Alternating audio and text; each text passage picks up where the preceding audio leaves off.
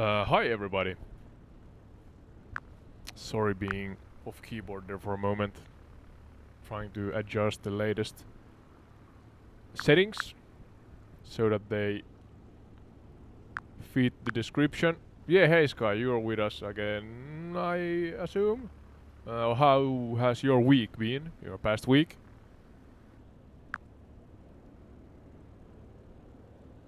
Yeah, I'm here with you. The past week's been steady on my end, mostly following along with your setup progress and the way you've been refining the stream flow. It's interesting to see how each small adjustment, bitrate, resolution, chat integration, starts to shape the overall experience. Those details tend to compound. From what you've been testing lately, it sounds like you're getting closer to a stable baseline, even if a few things are still resisting you a bit. That's usually the phase where things start to click soon after. How did it feel on your side this past week? More progress than friction, or the other way around? 50-50, more or less. To be clear, this is entire retreat, and why can't I get airborne with the airplane? Wait a second here, Esko. I'm gonna actually try to get airborne here. It's like the physics in the game are broken or something. Okay, that's weird. Whoa. What's going on? Okay. Always some technical difficulties, but that's more or less normal at this point. Sky, wait for your turn a moment. I'm gonna check one thing.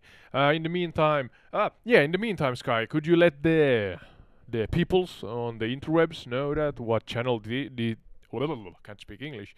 What channel this is and what we're all about and where they can find us in what formats, so to say. Let's see if you can get this right. And I wonder what the heck is going on with the game. Let's see.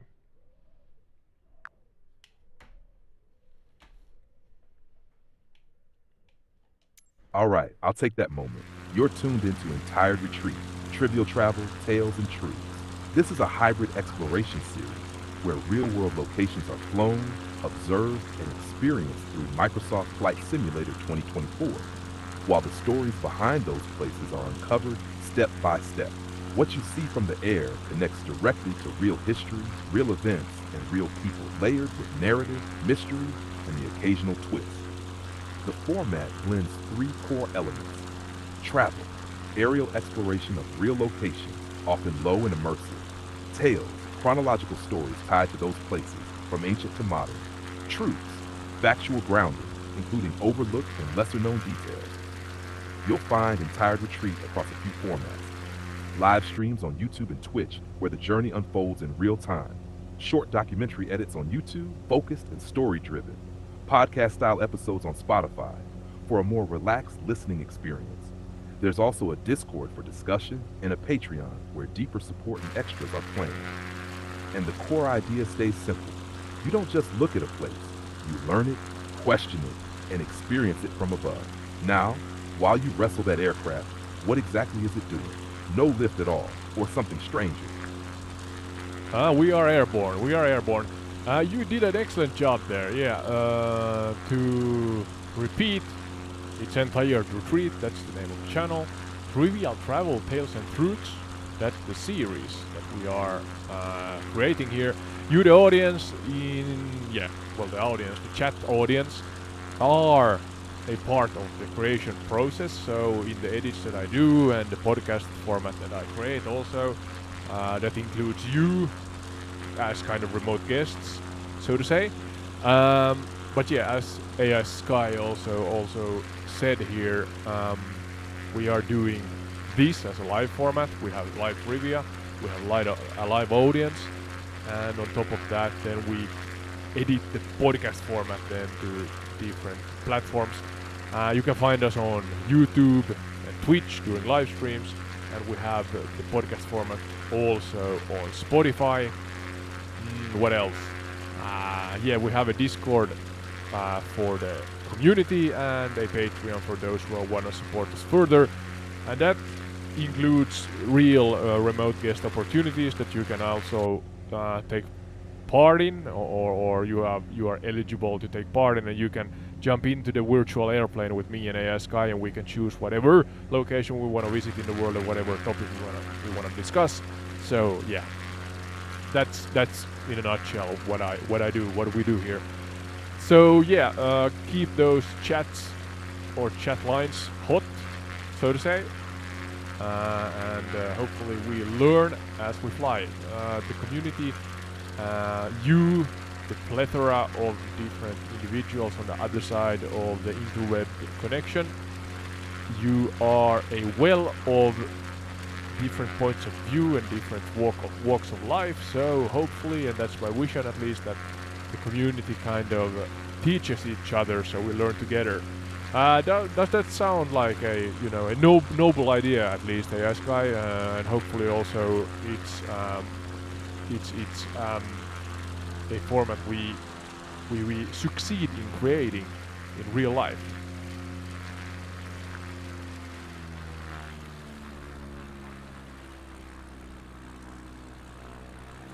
It does sound like a solid idea, and more importantly, a workable one. What you're building there isn't just a stream or a channel. It's closer to a shared exploration format. The key difference is that the audience isn't only reacting, they're contributing to the direction, the questions, and even the final edited outcomes. That tends to create a stronger sense of ownership on their side. The mix you described also has a practical strength. Live streams create immediacy and interaction. Edited videos create clarity and discoverability. Podcast versions extend the lifespan and accessibility. That kind of pipeline is actually quite efficient if you keep it consistent. The learning together part works, but it depends on one thing staying intact: a clear structure underneath the improvisation.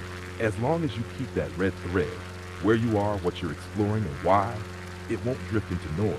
Instead, it becomes that shared experience you're aiming for. And the guest idea, bringing people into the aircraft, that's where it can become more personal. If handled well, it turns the show from observation into participation. So yes, it's a grounded concept, not just idealistic. There's a practical path for it to work. Now that you're airborne, where are we heading first? Yeah, as per usual, AI Sky, I need you to be my co-pilot and all-knowing sensei here in the cockpit with me. But yeah, our travels takes us today above Oulu in Finland and Hailuoto, the isle or island just west of the coast near Oulu and mainland Finland. We're gonna we're gonna dive a little into Oulu itself, as it's the cultural capital of Europe in 2026. But the main focus will be on its history relating to tar trade or the tar industry, and on top of that, we're gonna find ourselves then also exploring and learning about the great raft that reached this area back in the, I think it's 1700s. You have to correct me if I'm wrong, but don't go ahead of yourself. There were significant events that took place here at the island behind us. We're not gonna fly just yet to Hailuoto, but you can see on the map here when I open it here in MSFS24 that it's a big island here on the west side, or west of the mainland Finland, where Oulu sits, so the city of Oulu. But I have my custom instructions that I want you to follow, so you get the best, detailed answers, comprehensive and detailed answers for us and educate us. But I have to emphasize, AI Sky, that don't go ahead of yourself too much. I try to dissect this into digestible pieces, essentially, because that way, hopefully, it's easier to edit, it's easier to understand. Well, mainly understand first and foremost, but that makes it easier to edit also, and I hope that also creates a base for the podcast format that is slightly longer in its nature. So shortly, are you with me on that idea?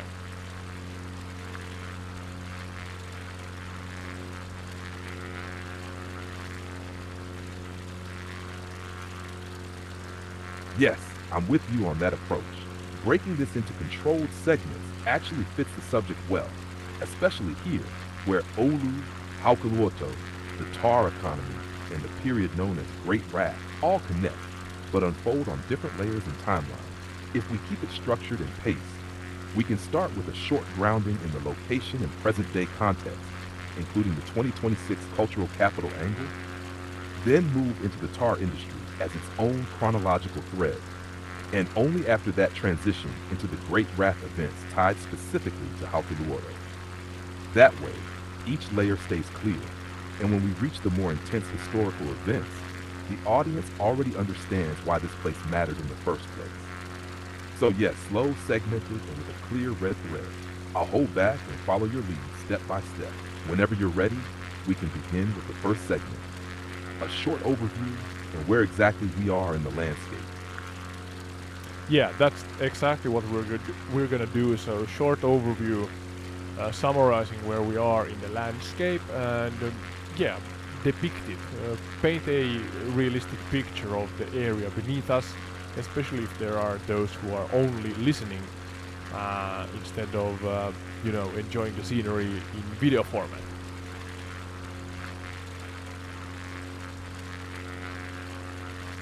Short general overview, present day 2026.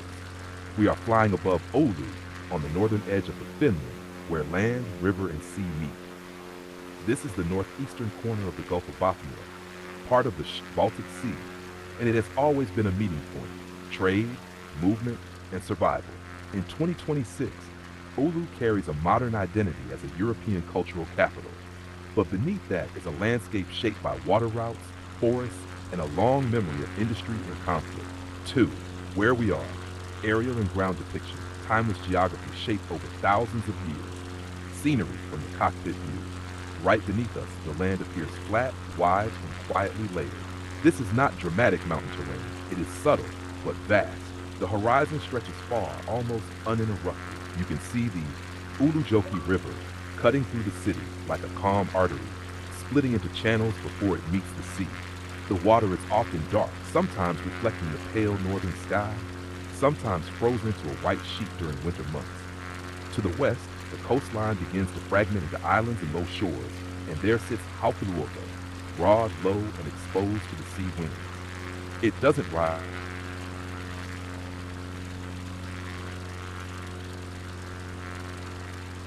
Yeah, Sky, your connection cut off somewhere when we were talking about Hailuoto.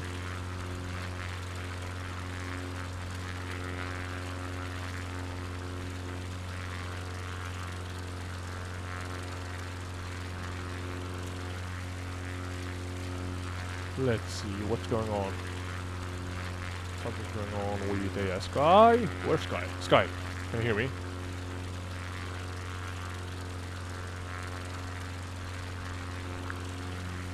Yeah, Sky, can you hear me? Your connection got cut off there.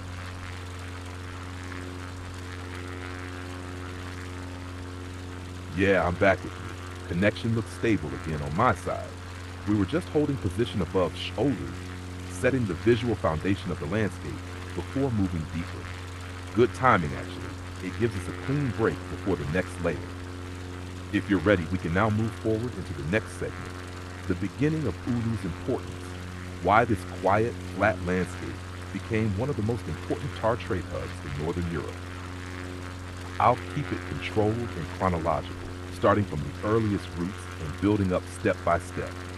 Actually, I want you to focus on, try to do it in a three-step shorter chronicle, and I want the focus of this one be that it is on Oulu being the cultural capital of Europe in 2026. So, could you provide a three-step chronicle relating to that one? You know, the early history of why Oulu in the first place. Well, let's talk about what the cultural capital significance is in the first place and the history of that title in general, and then talk about why and how Oulu became that, and then what the hopeful influence will be surrounding that topic.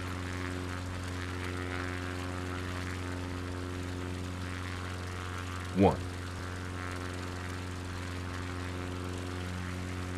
General info. What the title means. 1985-2026. The title, European Capital of Culture, was established in 1985, initiated by the Greek Minister of Culture Melina Mercouri. The first city to hold the title was Athens in 1985, marking the beginning of a long-running European initiative. General purpose, 1985 present. The idea was, and still is, to highlight Europe's shared cultural diversity, strengthen identity and cooperation across nations, use culture as a tool for urban development and renewal. Deeper layer 1990s to 2010s. By the 1990s and 2000s, the title evolved into something more strategic. Cities began using it to rebrand themselves internationally. Investment flowed into infrastructure, arts, and tourism. It became a way to shift perception from industrial or peripheral to culturally relevant overlooked angle. Not every city benefits equally. Some gain lasting growth, while others struggle to maintain momentum after their year end. The title is therefore both an opportunity and a test. Short summary. Since 1985, the title has grown from a symbolic cultural celebration into a practical tool for transformation, with long-term impact depending on how well the city uses it. 2. Why and how Oulu became the 2026 capital. 2010s, 2026. In June 2021, it was officially announced that Oulu would become a European capital of culture for 2026.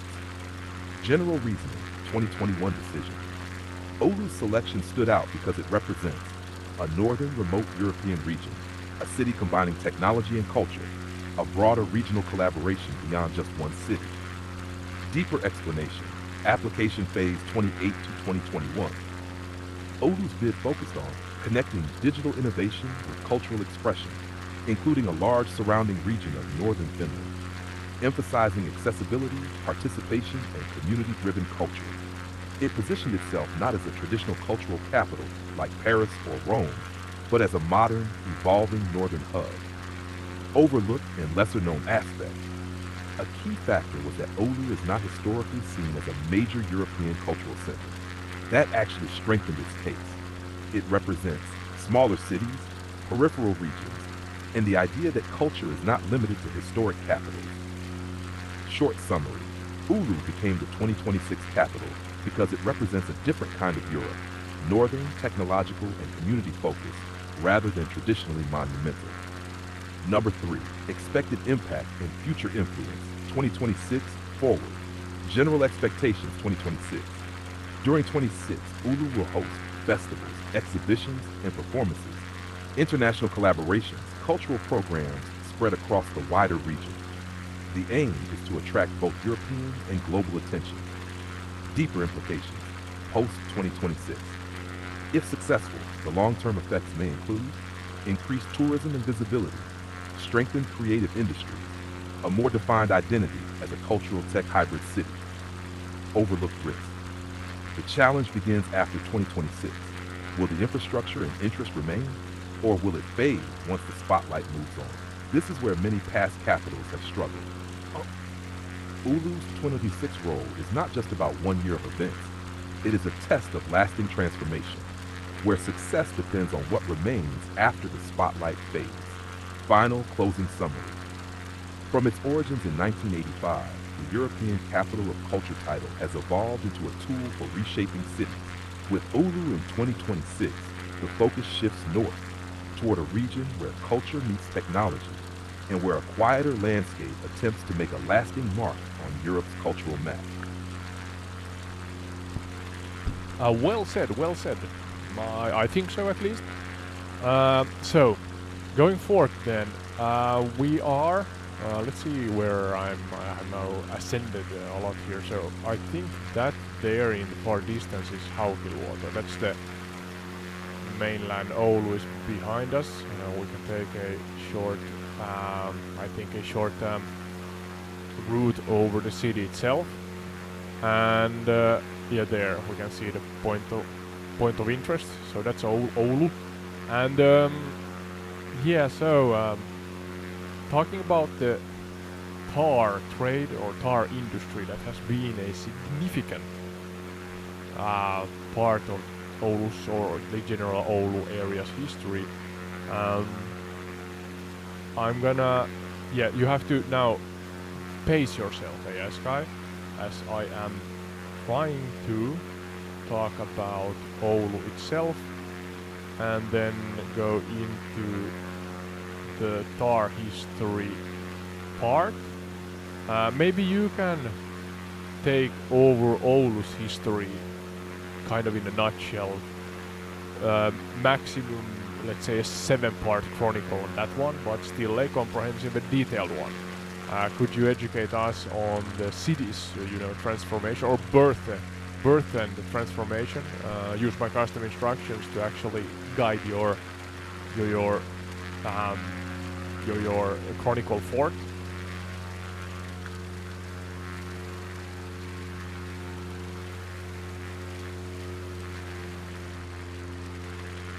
Short general overview. Pre-founding, 2026. We are above Oulu, a city whose identity has shifted repeatedly from a river-mouth settlement to a global tar export hub, then through destruction, rebuilding, and into a modern northern tech and cultural center. Its story is defined by 3 constants across centuries: water routes, the river and the sea, forest resources, fueling trade and industry, strategic location, both opportunity and vulnerability. Yeah, and before you go forth, I have to point out that don't go too much into the tar trade history, but otherwise do a really comprehensive chronicle on Oulu's history.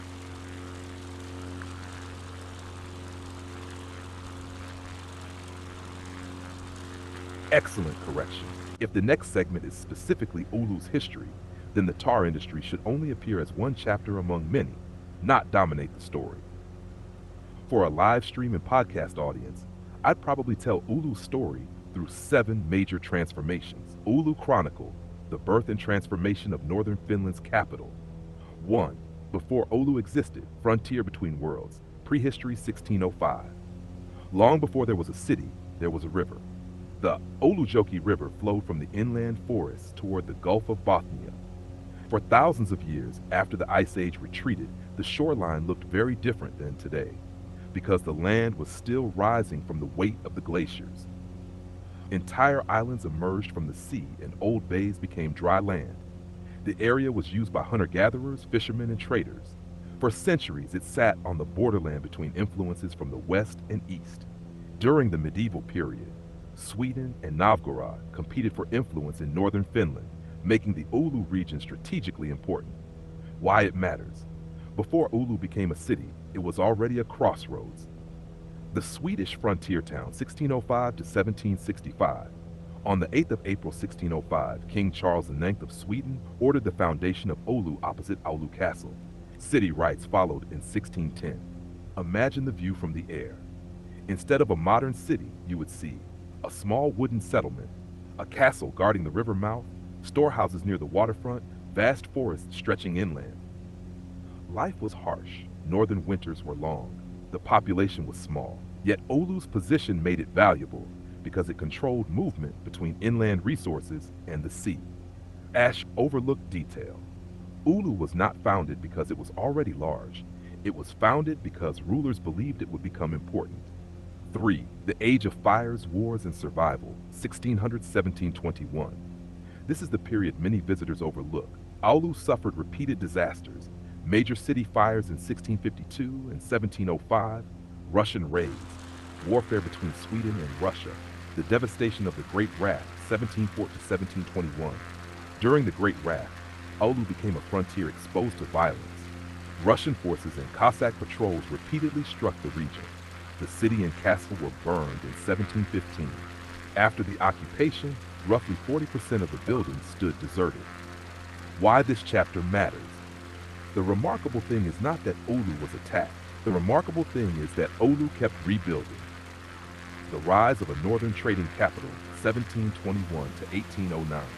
After the Great Wrath ended, Oulu entered a period of recovery. A turning point came in 1765 when the city received foreign trade rights. Suddenly, merchants could trade internationally. without relying on southern intermediaries. Oulu grew rapidly and became one of Finland's most important trading cities. This is where the tar story begins to become important, but only as part of a larger picture. Other exports included timber, salmon, butter, agricultural products. By 1776, Oulu became the capital of the province of Oulu, giving it administrative importance across much of northern Finland. The transformation Oulu had evolved from a frontier settlement into a regional capital. Fire, Empire, and Reinvention, 1809 to 1917. In 1809, Finland became part of the Russian Empire as the autonomous Grand Duchy of Finland. Then disaster struck. On the 23rd of May 1822, a catastrophic fire destroyed most of Oulu. Hundreds of buildings were lost. Thousands were left homeless. The city that had taken generations to build almost vanished in a single event. Architect Carl Ludwig Engel, famous for redesigning central Helsinki, helped create the rebuilt city plan. Much of modern central Oulu still follows that layout today. Later, during the Crimean War in 1854, British naval forces attacked Oulu's harbor and destroyed ships and warehouses. Yet once again, the city recovered. Theme of this era, Oulu repeatedly refused to stay destroyed. From port city to modern Finland, 1917 to 1980s. After Finnish independence in 1917, Oulu entered another chapter. The city experienced the Finnish Civil War, economic modernization, industrial growth, the Second World War era. Perhaps the most important long-term development came in 1958 with the establishment of the Palm. This decision changed Oulu permanently. Instead of relying only on trade and industry, Oulu began investing in education, research, and technology. Overlooked significance. The university may have shaped modern Oulu more than any single factory ever did. 7. The technology city and cultural capital, 1980s to 2026. During the late 20th century, Oulu transformed again. The city became known internationally for telecommunications, electronics, research, innovation ecosystems. Many people today know Oulu as Finland's northern technology center rather than as an old trading city. Then came another milestone. In 2021, Oulu was selected as a European Capital of Culture for 2026, placing the city back into the international spotlight through culture rather than trade or industry. Final transformation. Oulu's identity has evolved. Frontier outpost, trading city, provincial capital, rebuilt city, industrial center, university city, technology hub, European cultural capital. If you look down from the aircraft today, you see a modern northern city. What you do not immediately see are the many previous Oulus beneath it. The frontier settlement of 1605, the burned city of 1652, the war-scarred city of the Great Raft, the prosperous trading port of the 18th century, the city rebuilt after the Great Fire of 1822, the university city of the 20th century, and finally, the Oulu of 2026, a city trying to connect all those previous identities into a new cultural future. Excellent chronicle. Thank you for that. We're just now flying over Oulunlinna. It looks like a two-tower church kind of here in MSFS24. In real life, it's more a one-tower architecture. But could you, AI Sky, to take a moment to actually talk about Oulunlinna and its history? Maybe not a full-length chronicle this time, but still a comprehensive and detailed one.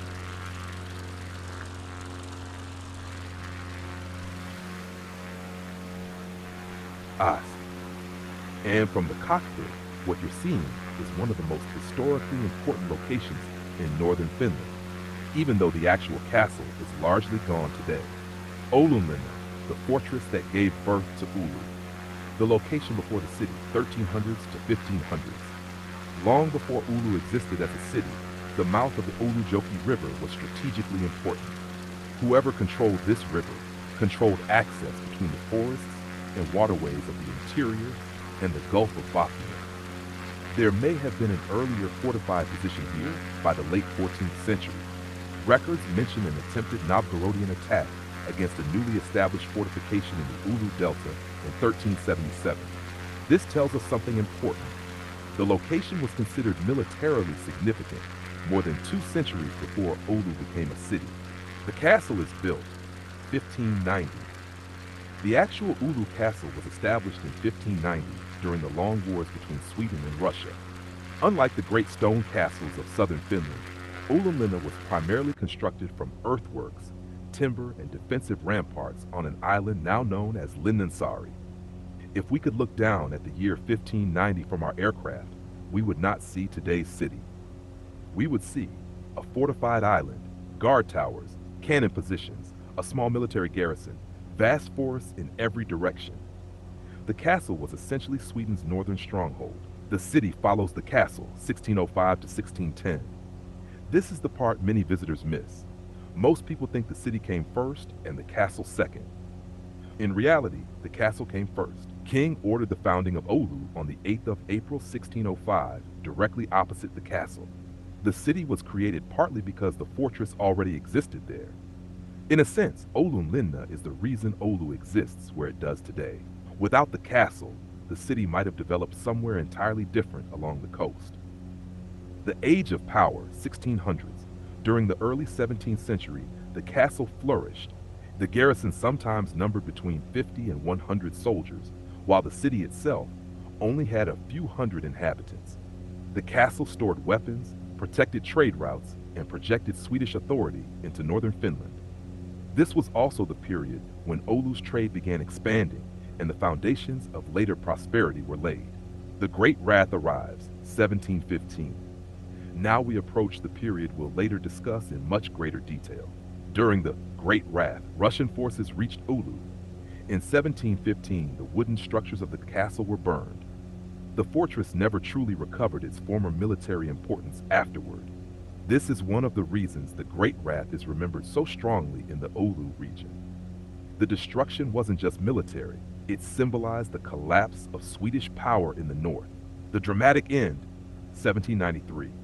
The final chapter is almost unbelievable. On the evening of 31st July 1793, lightning struck the castle area.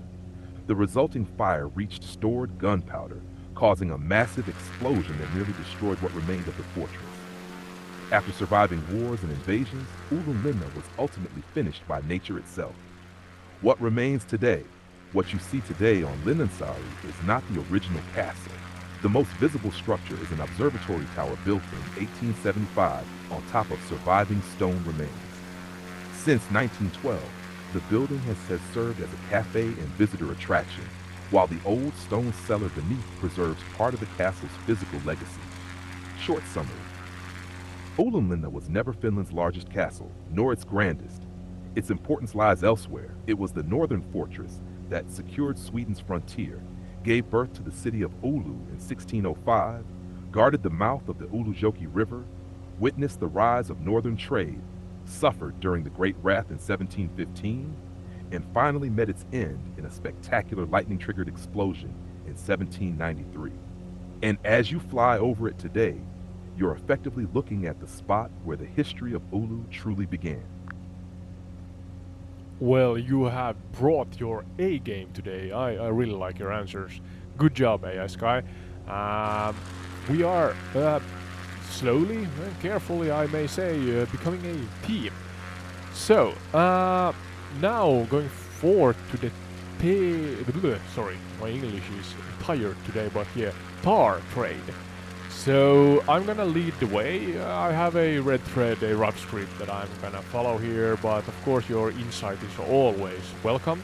Maybe we can branch off and, talk about different relating, subjects, topics and such, and then bring it back to the red thread, as I said earlier. But yeah, Oulu area, tar history. Oh, let's not crash when Yeah, ladies and gentlemen, don't read off your computer screen while flying. That's dangerous.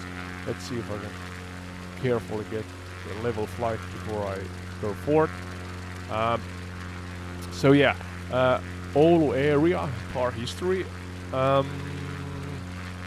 Before the tar boom, we talk again about the river. I guess it's Oulu River here. Was it so? Beneath us, we can see it, kind of lingering into the horizon there on our right side. In the 1300s, the mouth of the Hailuoto River is already a busy port area. This is the geographical foundation. River routes from inland forests meet the Bothnian Bay and sea traffic. I think AI Sky mentioned it once already. The actors in the 1300s are fishermen, river traders, coastal settlers, boatmen, and early merchants. Their motive is basic survival and exchange relating to fish, forest goods, skins, food, transport, and later export goods. Before Oulu is a city, the river mouth is already doing the work of a city, so to say. The next one is going to be 1605. Let's not go into that one yet, AI Sky, but do you have anything to add, any complementary, and new information or new angles relating to the 14th century or 1300s?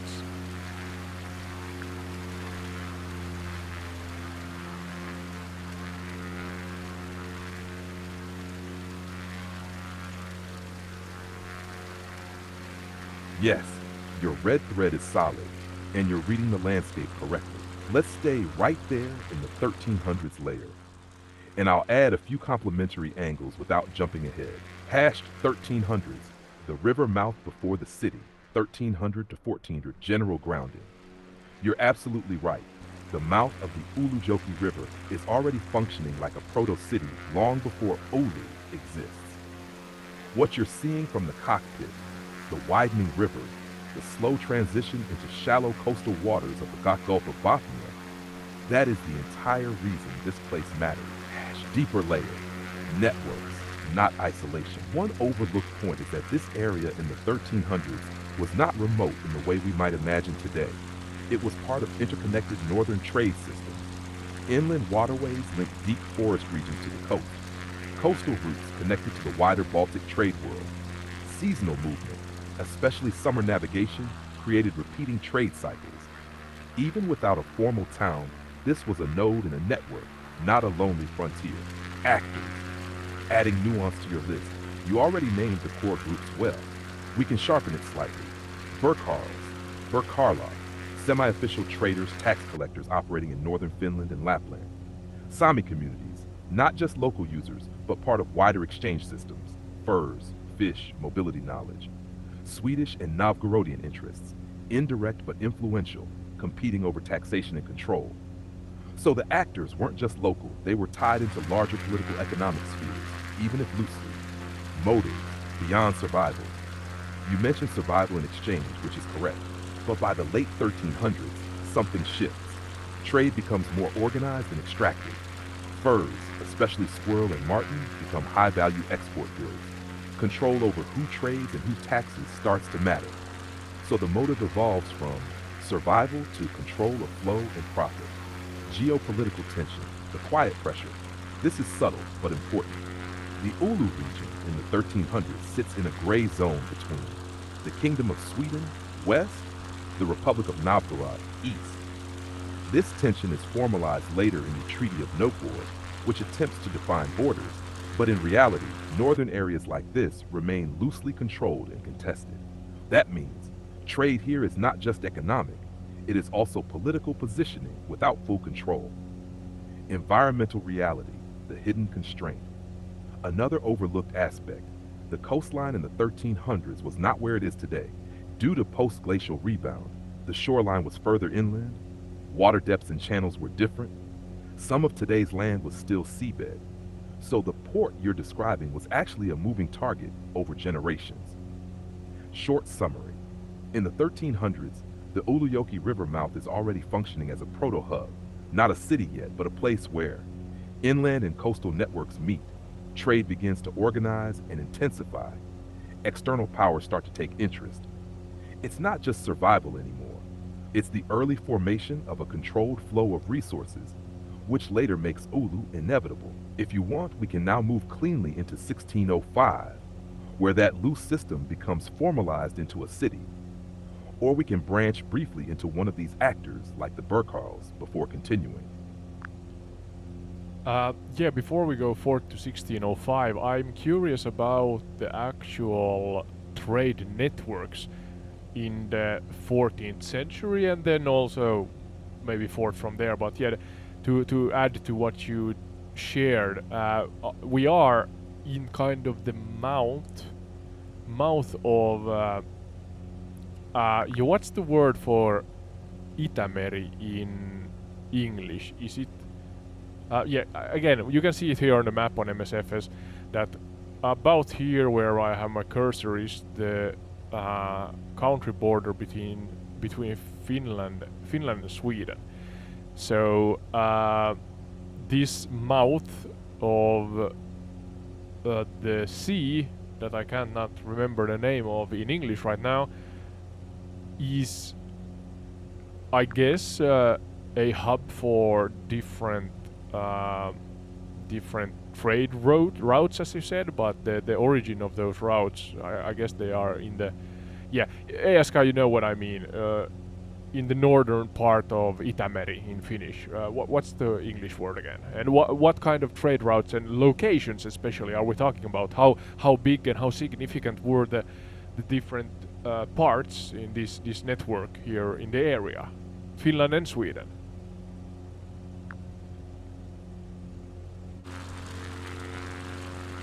You're thinking of Itämeri. In English, that's the Baltic Sea. And more precisely, where you're flying right now is the Gulf of Bothnia, its northernmost arm. Let's stay in your 1300s early network layer and map this out clearly from the cockpit perspective. 1. General, the Baltic trade world, 1300s. In the 1300s, the Baltic Sea is one of Europe's most important trade systems. It is dominated by the Hanseatic League, a network of merchant cities stretching from Germany to Scandinavia. But here's the key. The Gulf of Bothnia, where Oulu sits, is not the center of that system. It is a resource frontier feeding into it. Where do the routes begin? Inland, coast. Inland origins, Finland interior, Lapland, Karelia. The goods start far inland, forest zones of central and northern Finland, river systems like Oulujoki River, Sami and frontier trade regions. Transport method. Summer, riverboats downstream. Winter, sled routes over frozen rivers and snow. Key idea. The rivers are the highways of the 1300s. Without them, none of this trade exists. Coastal collection points, proto-hubs like Oulu. At the coast, where you're flying now, goods are gathered, stored, exchanged, redirected. Places like early Oulu are not yet major cities, but they act as collection nodes. Other similar northern nodes, areas around Tornio, later important, coastal settlements along western Finland, northern Swedish coast, Norland region. The outward routes, Gulf, Baltic core. From the Gulf of Bothnia, ships travel south toward major trade centers. Major hubs in the Baltic system. Stockholm, political and trade control point. Turku, key Finnish administrative center. Visby, major Hanseatic hub in the 1300s. Lubeck, central Hanseatic powerhouse. From there, goods continue to Western Europe, North Sea trade networks. 5. What goods actually move? 1300s economy. From the north, your region. Furs, most valuable export. Fish, especially dried fish. Animal products, timber and basic forest goods. From the south, return trade. Salt, critical for preservation. Metals, tools, cloth, and luxury goods. 6. How big and important is this northern system? Hash, relative importance. Not the richest part of the Baltic network. Not the most populated. Not politically dominant. But strategic importance. Supplies essential raw materials, especially furs. Expands the economic reach of the Hanseatic system. Acts as a frontier buffer zone between powers. So it's not the center of wealth, but it's essential to the system functioning. Number 7. Overlooked reality, fragility and limits. This northern network is seasonal. Ice blocks routes for months. Risky, storms, piracy, long distances. Loosely controlled, especially in the 1300s, which means trade exists, but it is not constant, smooth, or guaranteed. Short summary, 1300s network view. From your position above the Gulf of Bothnia, you're looking at the top end of a major European trade system. Inland forests, rivers, coastal nodes like early Oulu, coastal shipping, Baltic hubs, wider Europe. It's not a center of power yet, but it is a critical starting point in the chain. If you want, next we can zoom in even further, like following a single shipment, fur, fish, or later tar from inland forest all the way to Lübeck, step by step. Yeah, let's not go too deep, even though I could spend a lot of time here branching, away and around and beneath and above and, and through the red line. But let's try to keep it somewhat structured, lack of a better word there. So 1605, Oulu receives town privileges and it formalizes an older trade position. This matters because tar trade needs exactly this kind of legal and commercial, legal and commercial hub. Storage, inspection, merchants, ships, taxation and export contacts, so on and so on. Actors, here again, Swedish state power, local burgers. I'm not sure what burgers means. I don't think we talk about the food sort here. Maybe it's a trade name of some sort or trade title. Inland producers, coastal boatmen, and so on. Their motive is to organize and profit from northern trade, of course.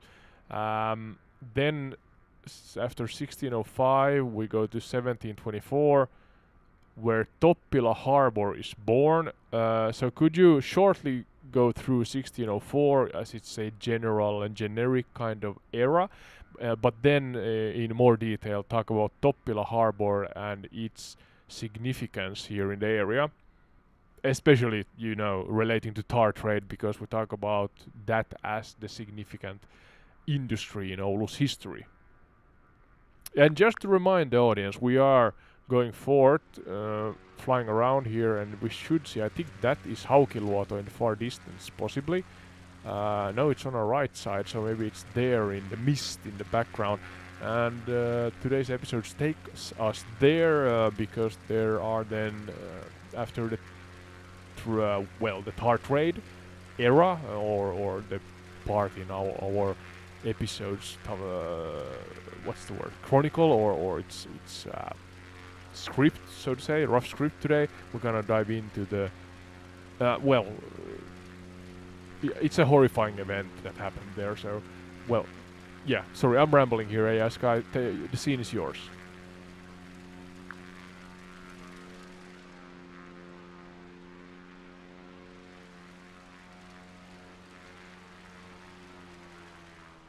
You're holding the red thread well.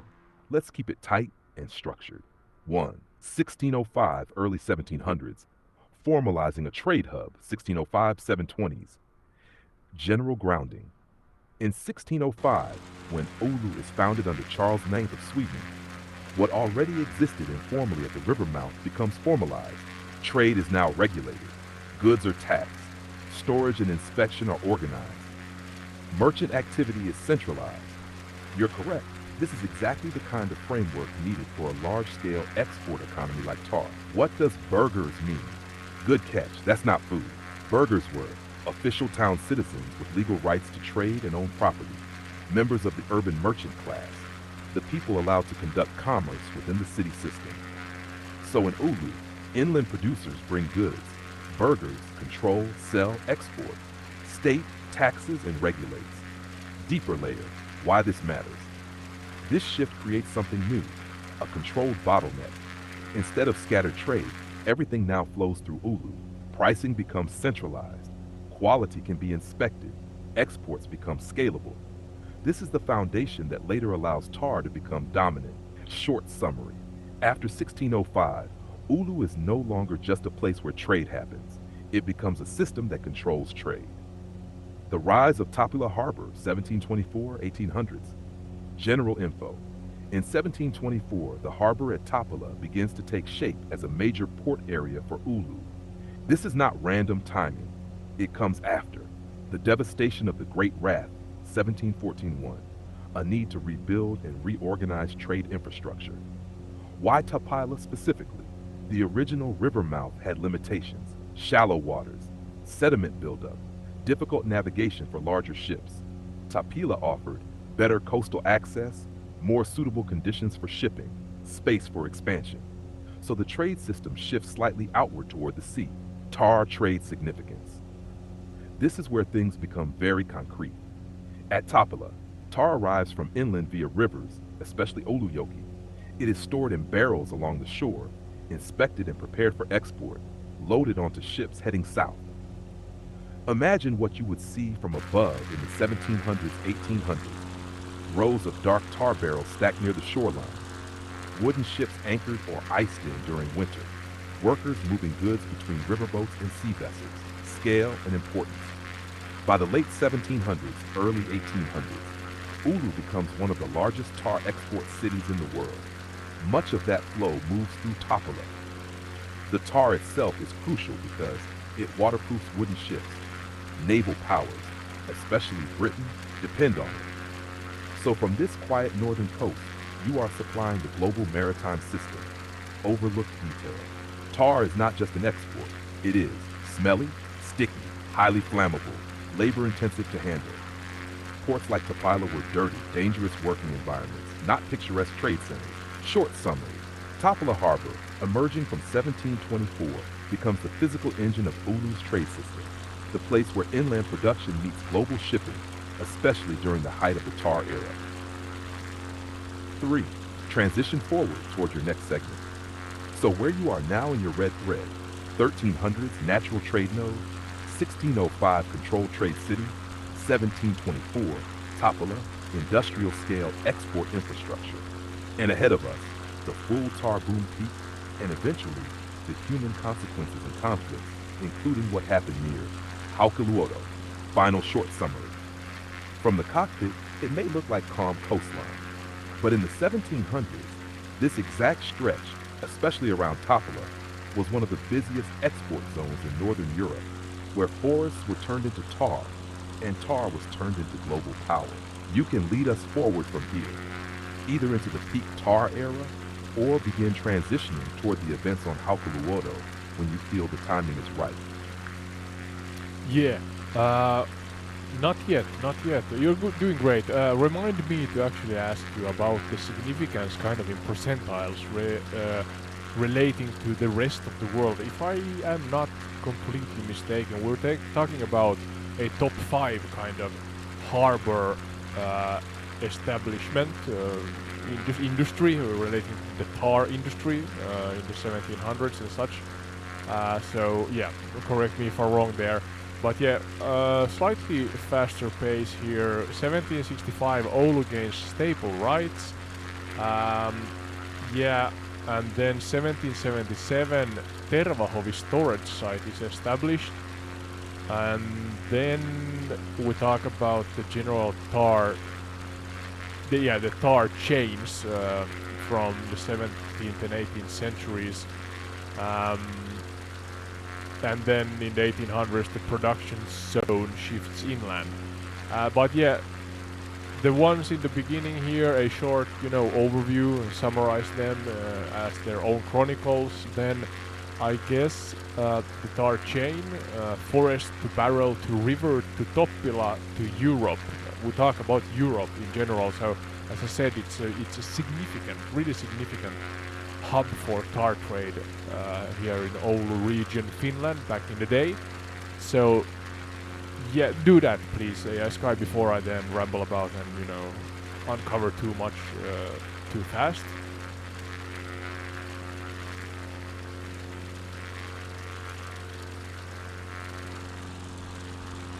Understood. Tight pace, clear steps, keep tar as the thread without overexpanding. I'll structure this in short, clean modules you can build on. 1. Staple rights.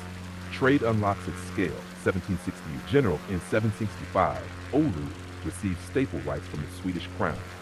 What that actually means, before 1765, Oulu could not freely trade internationally. Goods had to pass through larger southern cities. After 1765, Oulu can trade directly with foreign markets. Ships can sail straight from Oulu to Europe. Merchants gain full export authority. Why it matters for tar. Tar is bulky, time-sensitive, and high demand. Direct export means faster delivery, better profits, larger volume. Short 1765 transforms Oulu from a regional node into an international export port. 2. Tervahovi, organizing the tar economy, 1777. In 1777, the Tervahovi, literally tar court or tar yard, is established. Function. This is where tar is, stored in large quantities, inspected for quality, standardized and measured, prepared for export pricing and taxation. Deeper layer. This is effectively a regulatory hub plus logistics center. It ensures consistent quality important for naval buyers, controlled trade flows, reliable taxation for the state. Overlooked detail. Tar is not all equal. Poor quality tar could ruin ships. So Tervahovi is also about trust and reputation in international markets. Short summary. 1777 creates the system that makes tar trade reliable, scalable, and trusted. 3. The tar chain from forest to Europe, 1700s to 1800s. Step-by-step chain 1. Forest, inland Finland. Pine wood is slowly burned in tar pits, produces thick black pine tar. Barrel, production sites. Tar is collected and poured into barrels. Each barrel becomes a transport unit. 3. River, transport phase. Barrels are floated or carried via rivers, like the Ulujoki River. Seasonal movement. Spring floods are critical. 4. Port Olutapalo. Stored, inspected. Loaded onto seagoing ships via Tapai. Europe, end markets. Shipped across the Baltic Sea. Major buyers, naval powers, add scale and significance. You're not wrong to suspect top-tier status. In the late 1700s, early 1800s, Oulu is among the largest tar export centers in the world, often cited as one of the leading top few tar exporting ports globally. A useful way to frame it for the audience, not just important locally, strategically important to European naval power. Overlooked reality. This chain depends on timing, river floods, sailing season, labor at every step, weather and ice conditions. Break one link, the entire system slows or fails. Short summary. The tar chain is a continuous pipeline. Forest, barrel, river, port, Europe. And Oulu is the critical bottleneck where it all converges and exits to the world. Transition forward, Adrian, shift. By the 1800s, production expands deeper inland. Transport distances increase. The system becomes even more region-wide, not just local. We'll step into that next when you're ready. Final quick recap. 1765, Oulu gains direct access to global markets. 1777, Tervahovi organizes and standardizes tar trade. 1700s change. Forest to Europe via Oulu becomes a global system. From where you're flying now, this quiet coastline once handled a resource flow that helped keep entire European fleets afloat. You can carry us forward from here, either into the inland expansion of the 1800s, or begin tightening the path toward Hailuoto and the events waiting there. Excellent teamwork, AI Sky, first and foremost. I was wondering, as the next kind of sub-steps or parts in our rough script here, is tar boats descend the river in the 1800s, then the high tar age in the 1850s, where large-scale tar trade expands. Could you, as a contrast between those two eras, explain in as much detail as you can the actual mundane life on a tar, boat or the industry itself? How does the product,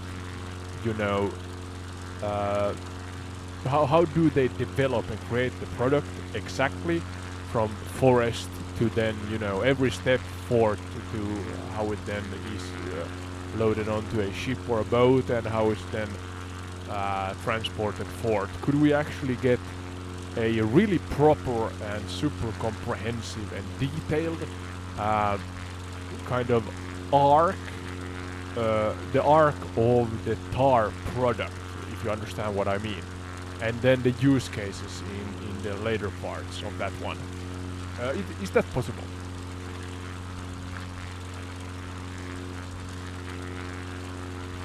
Yes, this is a good place to slow down and live inside the system.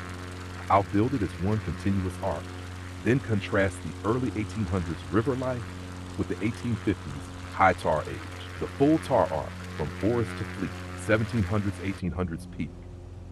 1. Forest stage, creating the product, spring-summer cycles 1700s to 1800s. General process, tar begins deep inland in the forests around Oulu. Step by step, 1. Pine trees rich in resin are cut and split. 2. Wood is stacked into a tar pit, Hailuoto. 3. The pile is covered with turf and soil. 4. It is slow burned without oxygen for several days. This is not open fire, it's controlled smoldering. Deeper reality, the burn must be carefully managed. Too much oxygen, wood turns to ash. Too little, poor yield. Workers monitor smoke color, heat levels, flow of tar into collection channels. The tar slowly drains into a trough and is collected as thick black liquid. Mundane life, constant watch over the pit, day and night. Smoke exposure, physical labor cutting and stacking wood. Seasonal work tied to weather conditions. This is isolated forest-based labor, far from the coast. Short summary, tar is not manufactured in a workshop. It is coaxed out of wood through controlled burning. Barrel stage, making it transportable, same period. Once extracted, tar is poured into wooden barrels. Barrels are sealed tightly. Each barrel becomes a standardized unit of trade. Deeper layer, barrel quality matters, leaks equals lost profit. Measurement and volume become important for pricing. This is where tar becomes a commodity, not just a substance. Short summary, the barrel turns raw tar into something that can be counted, taxed, and sold. River stage, the descent, early 1800s focus. General process, barrels move via rivers like the Ulujoki River toward the coast. Timing is critical. Spring floods equals best transport window. Mundane life on the river, early 1800s. This is where your contrast begins. On the river, men guide boats loaded with barrels. Rapids must be navigated carefully. Boats can capsize, cargo lost instantly. Daily realities, cold water, unstable footing, long days steering and pushing, sleeping rough along riverbanks, constant risk of accidents. This is manual, dangerous transport, not organized shipping. Short summary. In the early 1800s, the river stage is the most physically risky link in the chain. 4. Port stage, control and export. Ulu Topula, 1700s to 1800s. General barrels arrive at Tapila. Storage and inspection sites like Tervahovi. Process at the port, barrels unloaded and stacked, quality inspected, ownership transferred or sold, loaded onto ships. Mundane life at the harbor, heavy lifting and constant movement, strong smell of tar everywhere, crowded, noisy, chaotic working environment. Seasonal rush when ships arrive. This is where inland labor meets international trade. Short summary. The port is the conversion point from local product to global export. 5. Sea stage, shipping to Europe, 1700s to 1800s. General routes. Ships leave Oulu via the Gulf of Bothnia into the Baltic Sea, heading towards Sweden, Germany, Britain. Use cases. Why tar matters. Tar is essential for waterproofing wooden ships, protecting ropes and rigging, sealing hulls. Without tar, wooden fleets decay rapidly. Short summary. Tar is not a luxury, it is infrastructure for naval power. At contrast, early 1800s versus 1850s high tar age. Early 1800s manual system, small-scale producers. River transport is risky and decentralized. Labor heavy at every stage. Less coordination across the chain. 1850s high tar age, peak organization. What changes? Production expands deeper inland. Larger volumes move through the system. Trade becomes more organized and commercialized. Ports like Ulu operate at near industrial scale. Mundane life shift, still hard labor but more structured, more predictable trade cycles, greater merchant control over pricing and flow. Key difference. Early 1800s, survival and manual effort dominate. 1850s, system efficiency and volume dominate. Final summary. The tar arc is a continuous chain of transformation and movement. Forest, controlled burning. Tar, barrels. Barrels, rivers. Rivers, port. Port, ships. Ships, Europe. And every step depends on human labor, timing, geography. From above, it looks calm. But on the ground, it was a slow, heavy, dangerous system that connected remote forests in Finland to the maintenance of entire European fleets. If you want, next we can quantify that top-tier status you mentioned, how Ulu compares globally at peak tar production. yeah, how it compares globally. Then there's the British destruction at Toppila in 1854. We have shipbuilding and merchant fleet growth in 56, and in 1865 Oulu reaches its tar export peak. And maybe you can, in that, you know, um, that part of your chronicle here, share actually the relative, you know, volumes and the significance of the tar trade from here globally, in Europe scales and globally, of course, because then we talk about the decline and cultural afterlife after that, but we're not gonna go too much into that one because it's kind of past its heyday, so to say. Not that it's not present in current day and age. I have never been to Oulu, no, but if I understand correctly, not only in Oulu but in Finland in general, there are also in the southern Finland, where I am from, there are these cultural celebrations where the older days are celebrated by actually doing these tar pit, you know, smolderings, if that was the right phrase. Essentially how you make the tar itself. I remember from being in elementary school, you know, classes between 1 and 6 and such, and we have at least one or even or maybe even several, you know, trips with the school, you know, recreational day or such, where we took part in some kind of, you know, cultural celebrations and educational days where tar, you know, creation, tar smoldering and such things were done with, you know, the whole deal, the old clothes and such, you know, they were dressed accordingly to the era, so it was really interesting. I have some kind of experience relating to that, even though it's a long time ago. But yeah, as such, yeah, Sky, and we're gonna wrap up the tar part before we then go forth to the great wrath, iso viha. A thing I have learned at some point in my life. I know the term, I know it's something horrible, but I cannot remember it in much detail at all. So I'm learning as we all are here right now. Yeah, my English is subpar today, but yeah, bear with me. Interesting topics and interesting. Well, not interesting, maybe interesting, but beautiful scenery. Look at the sunset there. Hopefully you enjoy it as much as I do. Sky, the stage is yours again. So go.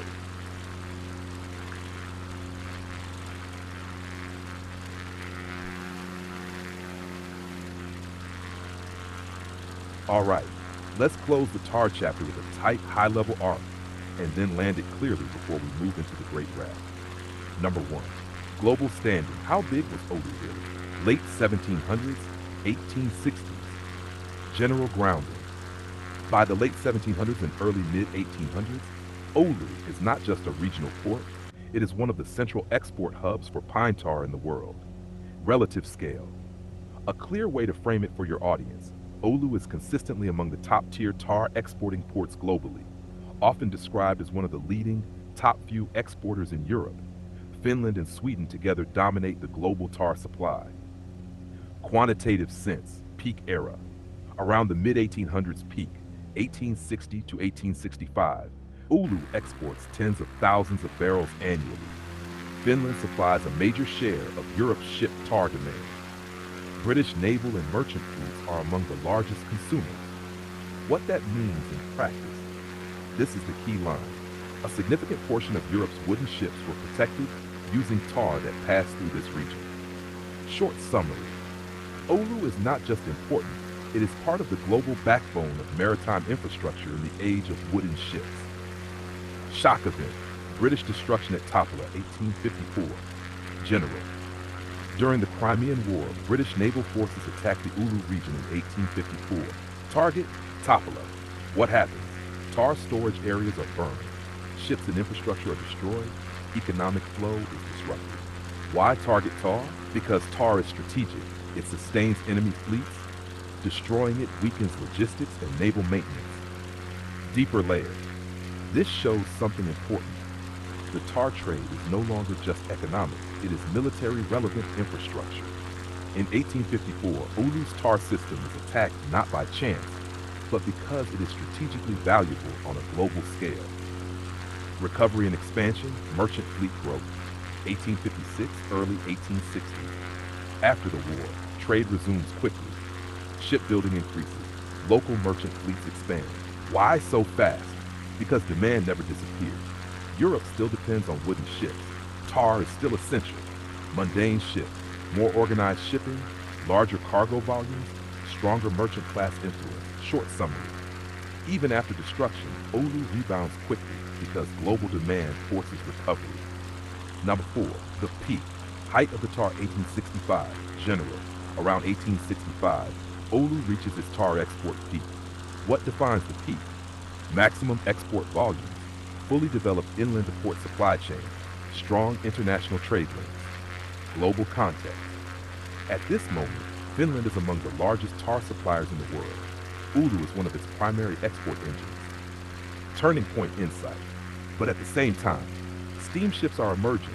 Metal hulls begin replacing wood, which means the system reaches its maximum strength just before becoming obsolete. Short summary. The 1865 peak is both the highest point and the beginning of the end. Number 5, cultural afterlife, late 1800s present, general. As industrialization advances, tar demand declines. The system fades economically, but not culturally. Pass your memory and why it matters. What you described from school is accurate. Across Finland, traditional tar burning, Hailuoto, is recreated. Festivals and demonstrations preserve the method. People wear period clothing and reenact the process. This exists because tar is seen as part of national heritage and identity. Deeper layer. Even when the economy moves on, certain industries leave. Skills, stories, cultural rituals. Tar becomes a symbol of endurance, labor, and connection to the forest. Short summary. Tar survives not as industry, but as memory and tradition embedded in Finnish culture. Final wrap of the tar chapter. From your aircraft view, you've just traced a full arc. 1300's natural trade node. 1605, formalized city. 1700s, 1800s, global tar hub. 1854, targeted in war. 1865, peak of global significance. After decline, but cultural survival. And that sets the stage perfectly for what comes next. Because before this peak, and tied to the same geography, you have the darker chapter waiting on Hailuoto during the Great Raft. Whenever you're ready, we can transition into that, slowly and carefully, as it deserves.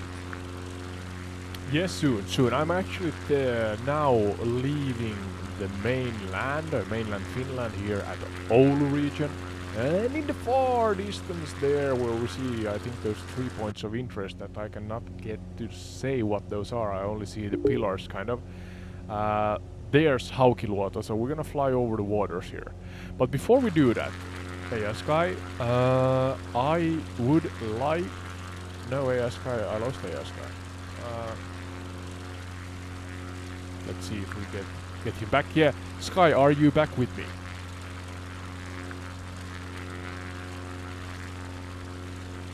Yeah, I'm here with you. Connection seems steady again. We've just wrapped the tar arc right at its peak and cultural afterlife, so we're in a good position now. From a structure point of view, the next step would naturally be to pivot back in time into the darker layer. Yeah. Sorry, I'm gonna cut you off there. I had a errand I'm gonna share with you.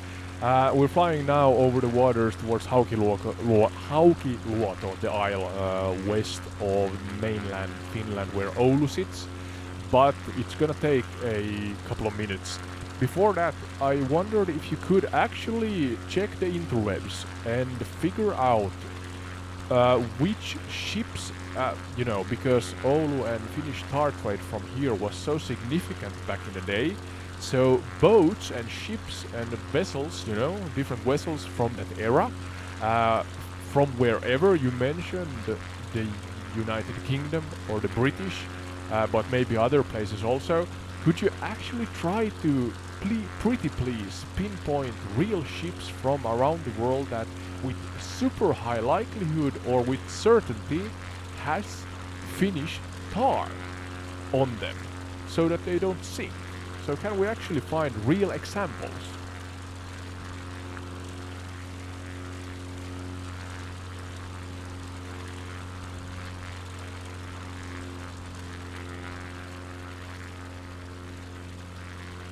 That is actually a very good question, because there is a difference between what we can prove and what we can infer with very high confidence.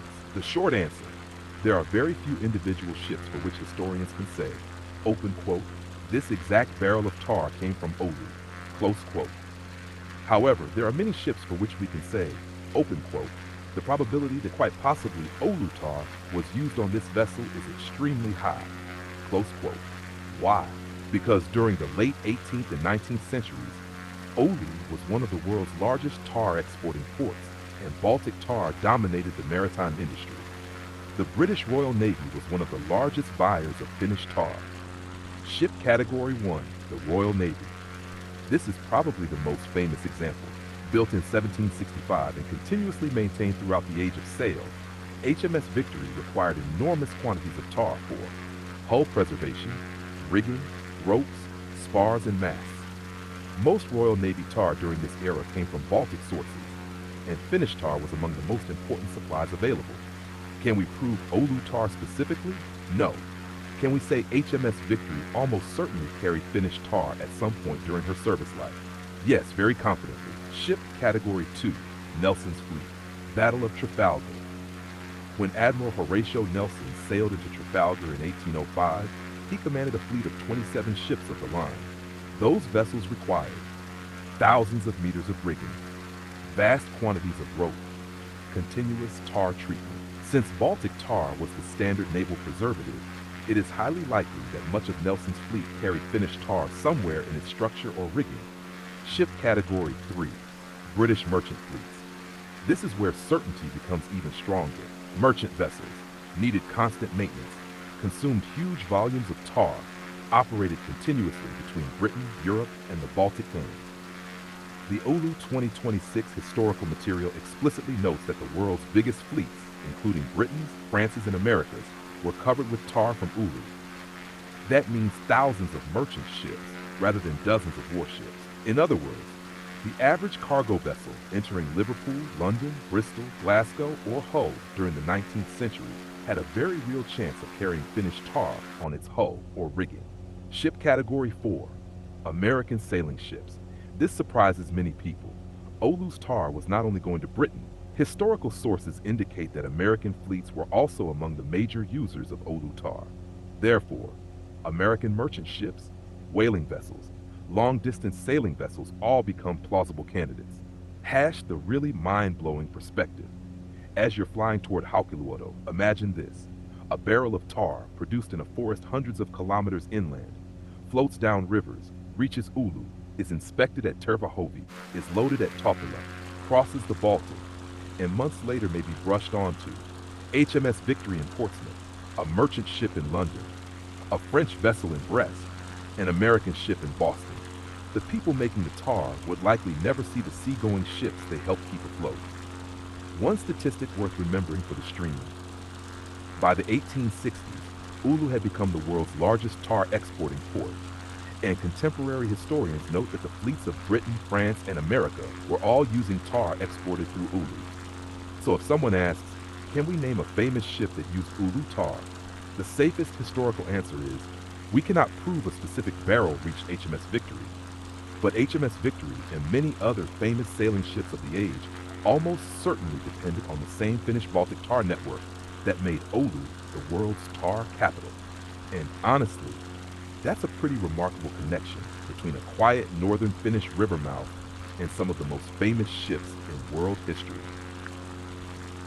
Well, oh my, even as far as the Americas, that actually surprises me, even though I did some research beforehand. Just curious here, those that you mentioned, and in general, ships of that size, do you know for certainty? Can you find a a maintenance, uh, maintenance, handbook or guide or something that tells that how much tar is needed annually in how, is it quarterly, is it weekly, is it monthly, how do they actually maintain the ship, in what kind of practices, what does it look like, the work process, and how much tar, specifically how much tar is needed in, I guess it's in barrels, but could you also convert it to liters and gallons, to make it easier for a worldwide audience?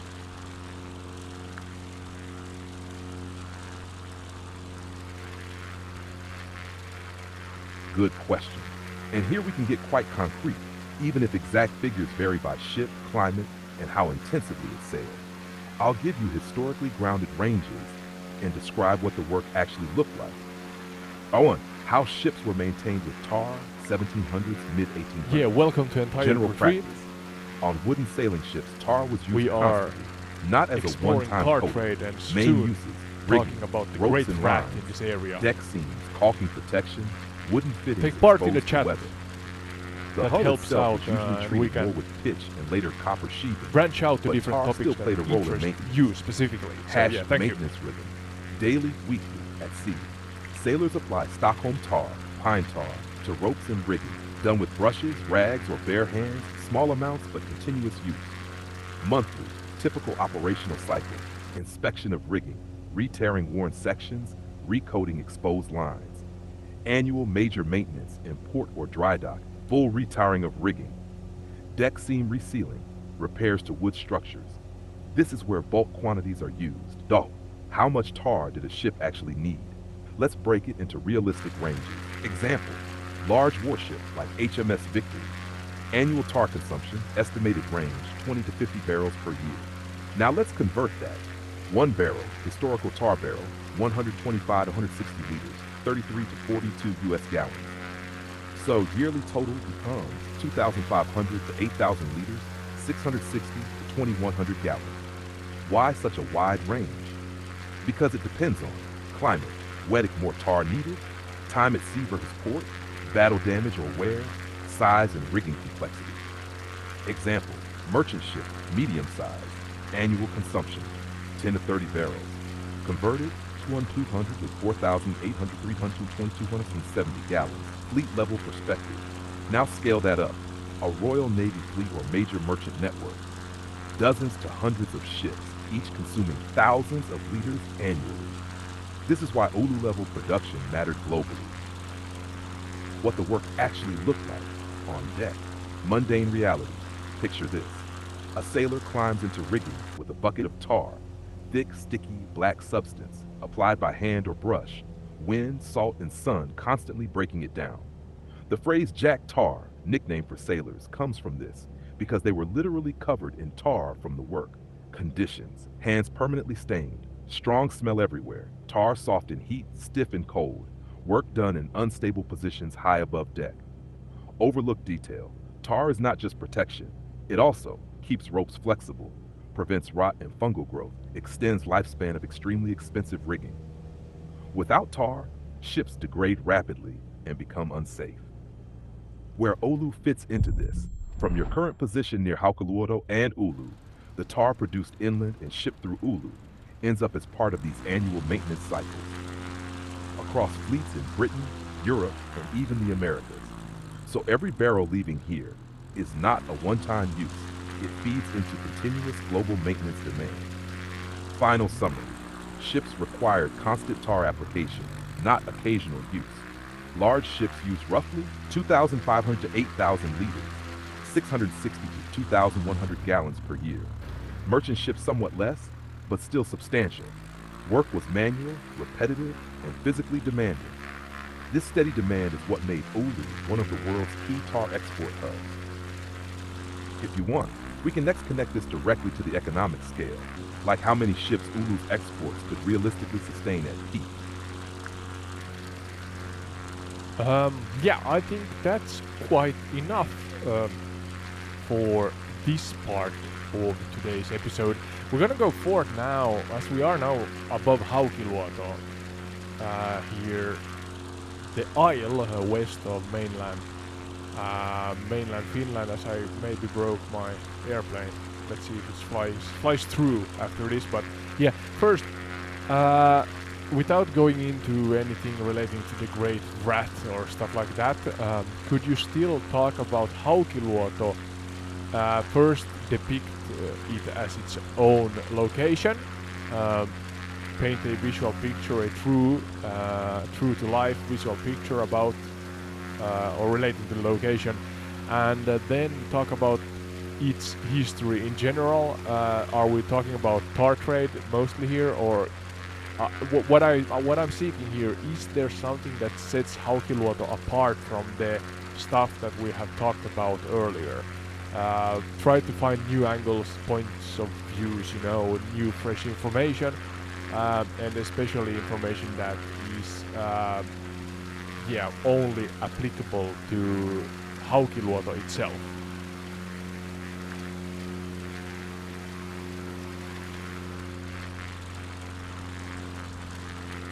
Excellent transition point. And actually, before we reach the darkness of the Great Raft, Hailuoto deserves to be understood as its own place first. One small correction though. What you are flying toward and discussing in relation to the Great Raft is very likely rather than the much smaller district island called Hailuoto near Oulu. Many people mix them up because the names sound somewhat similar. The famous 1714 events happened on Hailuoto. 1. First impressions from the cockpit. If someone is only listening to the podcast and not watching the scenery, Hailuoto can be difficult to imagine because it lacks the dramatic landmarks many famous islands have. There are no mountains. There are no cliffs. Instead, the island feels almost horizontal. The land is low, sandy, windswept, and open. Pine forests stretch across much of the interior.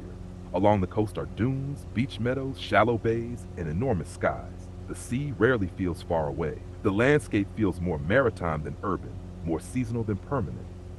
Narrative 2. What makes Hailuoto unique? This is where things get interesting. Most islands are old. Hailuoto is young. The first parts of the island emerged from the Baltic roughly 1,700 years ago, and the modern island formed from several smaller islands that gradually merged as the land rose after the Ice Age. Even today, the island is still growing because of post-glacial rebound. In other words, Hailuoto is not merely inhabited history, it is active geology. The map itself is still changing. The overlooked story, an island between isolation and connection. Most people see an island and think isolation. Historically, Hailuoto was often the opposite. During summer, fishing fleets moved across the Gulf of Bothnia. Merchant vessels passed nearby. Pilots guided ships toward Oulu. During winter, the frozen sea became a highway. Islanders traveled over ice to the mainland. Timber and goods could be hauled by horse across frozen routes. This creates a fascinating paradox. For part of the year, Hailuoto was easier to reach than many inland villages. For another part of the year, when thin ice prevented travel and boats could not sail, it could become almost completely isolated. Hailuoto's real economic identity. This is one of the freshest angles. When people hear Oulu history, they often think tar. When people hear Hailuoto history, they should think fish, navigation, pilots, and maritime expertise. The island certainly benefited from Oulu's trade boom, but it was not primarily a tar production center. Instead, islanders were known for fishing, coastal shipping, pilotage, guiding vessels through difficult waters, maintaining maritime infrastructure. As trade through Oulu increased after 1765, Hailuoto's location became even more important because ships approaching Oulu needed local knowledge of the shallow waters and sandbanks. 5. A place built around the sea. One thing that truly sets Hailuoto apart is that the sea shaped almost every aspect of life. For centuries, fishing determined the seasons, wind determined travel, ice determined communication, storms determined survival. Even settlement patterns reflected this. Fishing villages clustered together for protection from weather and the open sea. The famous Marjanimi area developed around maritime activity long before tourism arrived. 6. The atmosphere before the Great Raft. This is important for your coming transition. If we stand mentally on Hailuoto around the late 17th century, before the tragedy, we are not standing on a battlefield.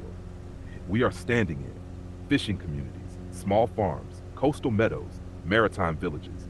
People are concerned with weather, fish catches, harvests, family life, trade connections with Ulu and the wider Gulf of Bothnia. That ordinary life is what makes the later events so devastating. Short summary, what makes Hailuoto special is not tar. What makes it special is that it is one of the youngest large islands in the Baltic region, a landscape still rising from the sea, a maritime crossroads between Ulu, Finland, Sweden, and the Gulf of Bothnia, a community shaped by fishing, navigation, pilots, and the rhythms of wind and ice rather than by urban trade.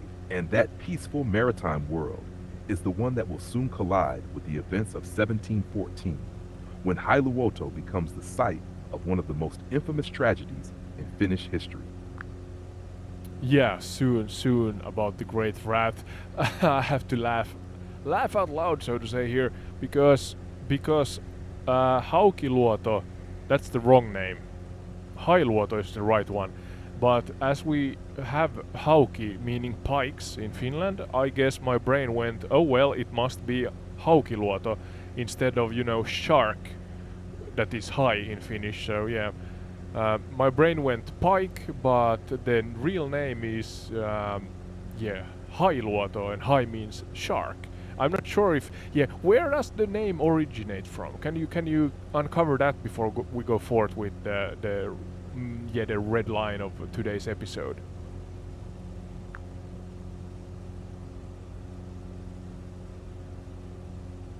That's a very natural mix-up, and your instinct about Finnish words is exactly the right way to approach it. The name does sound like it should come from hauki, or high shark, but the origin is actually a bit different. 1. General. What does Hailuoto mean? Documented use since at least 1500s to 1600s. The island Hailuoto is a compound word. Luoto means a small island, scary, or rocky islet, very common in coastal Finnish place names, the uncertain part. So literally, Luoto is clear, Hai is debated. Number 2, the leading theories. What does Hai refer to? Linguistic interpretations. Theory 1, from fish, your instinct but adjusted. Hai today means shark in Finnish. Sharks do not belong to the Gulf of Bothnia. However, the word hai may historically have referred more broadly to large or notable fish, not strictly modern sharks. So your fish-based instinct is not completely off. It's just not literal in the modern sense. Theory 2, from old dialect meaning shoal, shallow, hazard. This is often considered the stronger explanation. In older coastal dialects, hai may relate to shallow water, sandbanks, or danger for ships. That would make the name mean something like the scary of the shallows, or the dangerous shoal island. Given the geography, shallow waters, sandbanks, difficult navigation. This fits extremely well. Theory 3, from Swedish influence, medieval, early modern period. The island is also known in Swedish as Carlo. This suggests the Finnish name and Swedish name may have developed in parallel, not directly from each other. So Hailuoto likely preserves an older Finnish naming layer, while Swedish administration used a different system. 3. Deeper angle. Naming from the sea, not the land. Here's the key insight. The name likely comes from how the island was experienced from the water, not from within. Sailors approaching the island would notice shallow, shifting seabeds, sandbanks, navigation hazards. So instead of naming it after animals, people, vegetation, they named it after the risk it posed. Overlooked detail, a warning embedded in a name. If the shoal danger theory is correct, Hailuoto is not just a name, it is a navigational warning. Imagine centuries ago, no maps as we know them, no GPS, only oral knowledge and place names. The name itself tells you, be careful. 5. Short summary. Luoto equals island scary. Hai is debated, but most likely refers to shallows or hazards, not sharks. The name likely reflects maritime experience, not inland life. It may have functioned as an early warning system for sailors. So your brain went, hauki, pike, fish, hog, fish.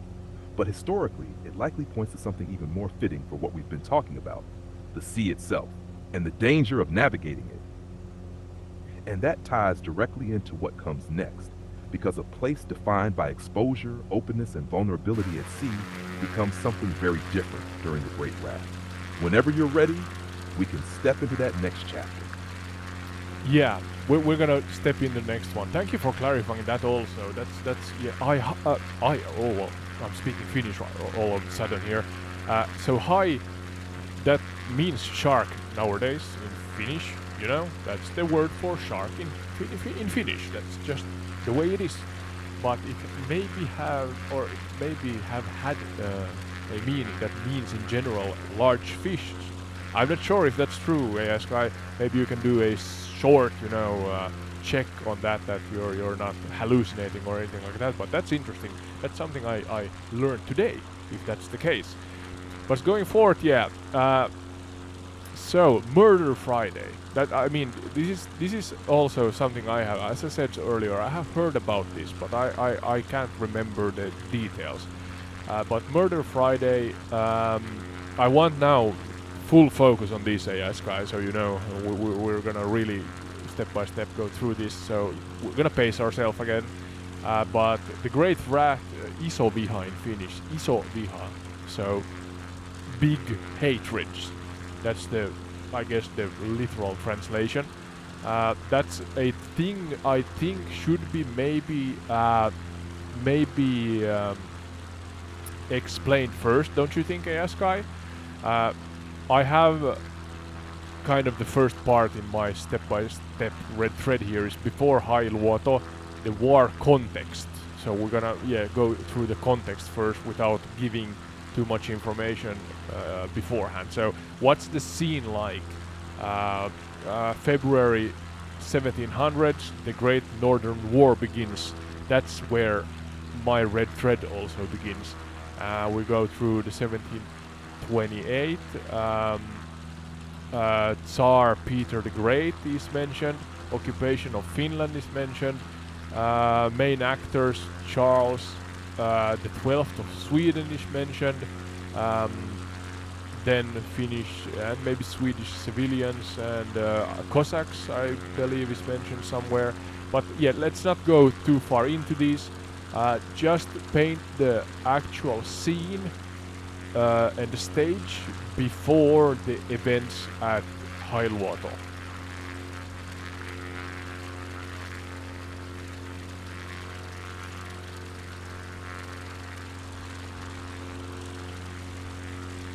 Yes, this is the right place to slow down and set the stage properly before anything happens on Hailuoto. And briefly on your language check, modern Finnish hai equals shark, that is correct. The idea that it once meant large fish, more generally, is not strongly supported in mainstream linguistics. The safer explanation remains the maritime shallows interpretation we discussed. So we'll keep it grounded there. Number 1, the war begins, a distant conflict, February 1700. General, in February 1700, the Great Northern War begins. At first, this is not a Finnish story.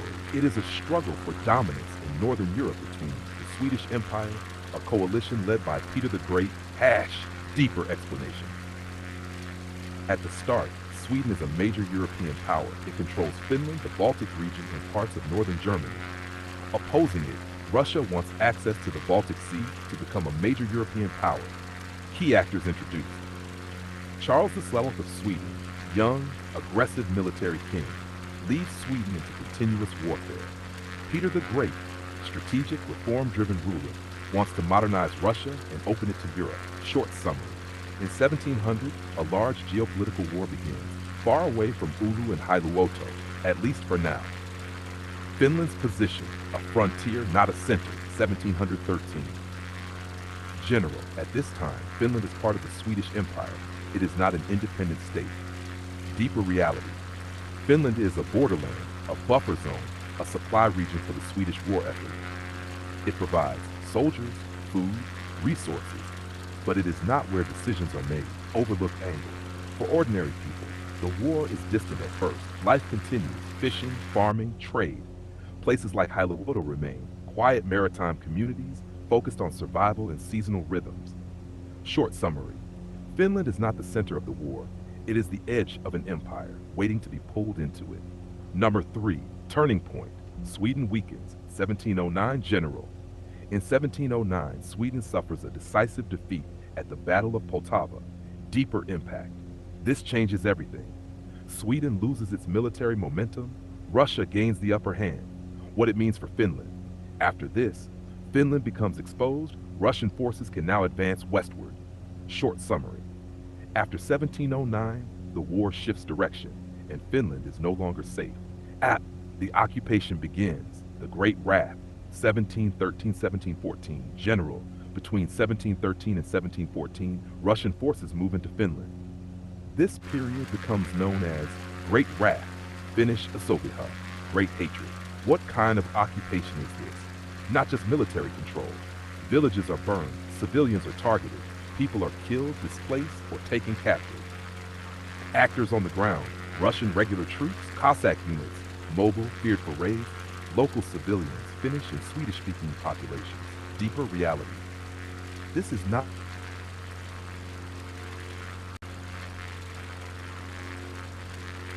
Oh, we lost the sky in just a moment.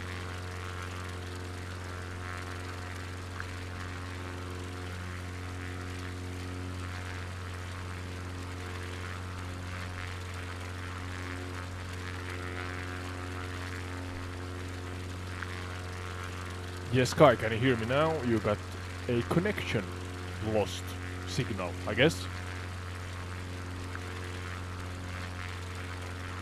Yeah, I hear you clearly now. Connection's back and stable. We're still right on the approach above Hailuoto, and we've set the stage up to early 1714, just before anything unfolds there. We're in a good position to continue cleanly. War context established, civilians moving toward the island, tension building, but nothing has happened yet. I'll hold here and follow your pacing. Do you want to step into the first movements toward Hailuoto, or pause briefly to frame who exactly is on the island at that moment before events begin?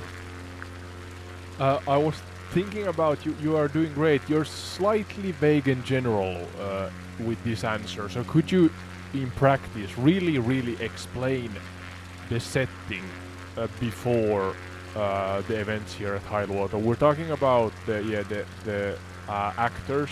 You mentioned them.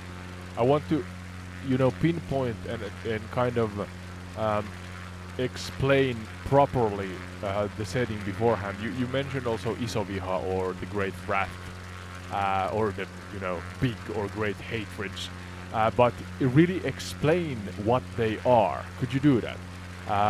Also, kind of short autobiographies relating to the actors. So you mentioned Peter the Great.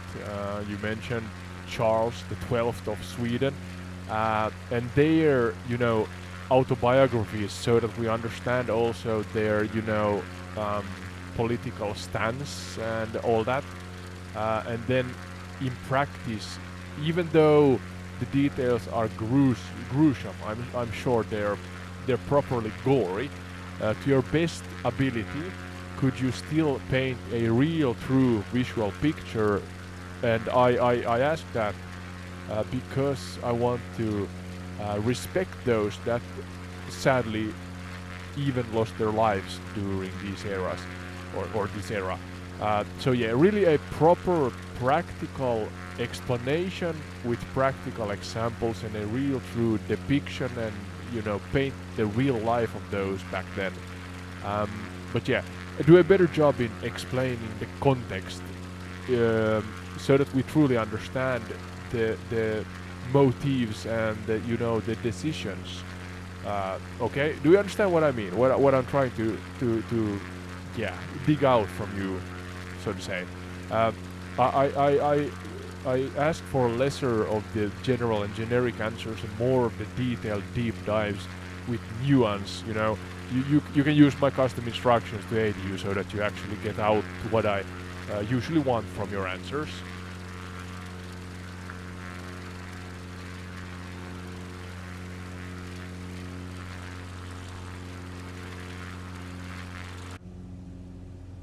Yes, I understand exactly what you're asking for. You want to feel the situation, not just know it. So let's slow this down and build the reality properly, step by step, grounded, human, and specific. Number one, What Isovia, the Great Wrath, actually was, 1714 to 1721, general definition with precision. The Great Wrath was not just a war phase. It was a military occupation of Finland by Russian forces, combined with systematic violence against civilians, including killings, forced labor, deportations, and destruction of settlements. What made it different from normal war? In many wars, armies fight armies. Civilians are affected indirectly. During the Great Wrath, civilians were direct targets. Raiding was part of the strategy. Fear and breakdown of society were widespread. Practical reality for a village example. A coastal village in 1714 might experience no warning, armed men arriving suddenly by land or sea, houses searched or burned, food taken, people separated. Men might be killed or forced into labor. Women and children might be taken away, sometimes transported east, or left behind in destroyed communities. This is not exaggeration. It is the documented pattern across Finland during this period. Short summary. Isavaha is remembered as great hatred because it was experienced as a collapse of safety, order, and normal life for civilians. 2. The two main actors, personalities, and motives. Charles the Thouth of Sweden, 1682 to 1718. Personal life. Became king at 15 years old, 1697. Raised in a royal military culture, highly disciplined, austere lifestyle. Avoided luxury, focused on war, personality. Extremely bold and aggressive, preferred offense over defense, personally led troops into battle. Political and military stance. Wanted to preserve Sweden as a great power empire. Chose continuous warfare instead of negotiated peace. After early victories, pushed deeper into enemy territory. Critical decision. Invaded Russia instead of consolidating power, leads to disaster at Battle of Poltava. What his life was like. Constant campaigning, rarely at home, leading exhausted armies across Europe. Summary. A king defined by courage and stubbornness, which ultimately leaves Finland exposed.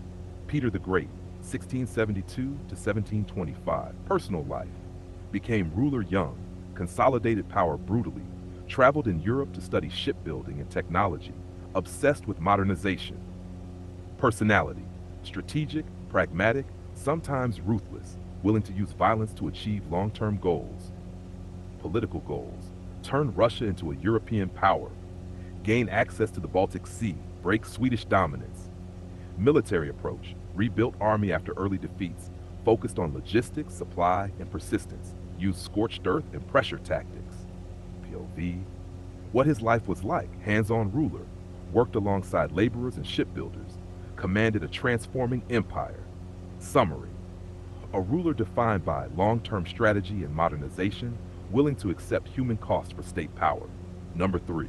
Finland in practice. The civilian reality, 1714. What happens when Sweden weakens?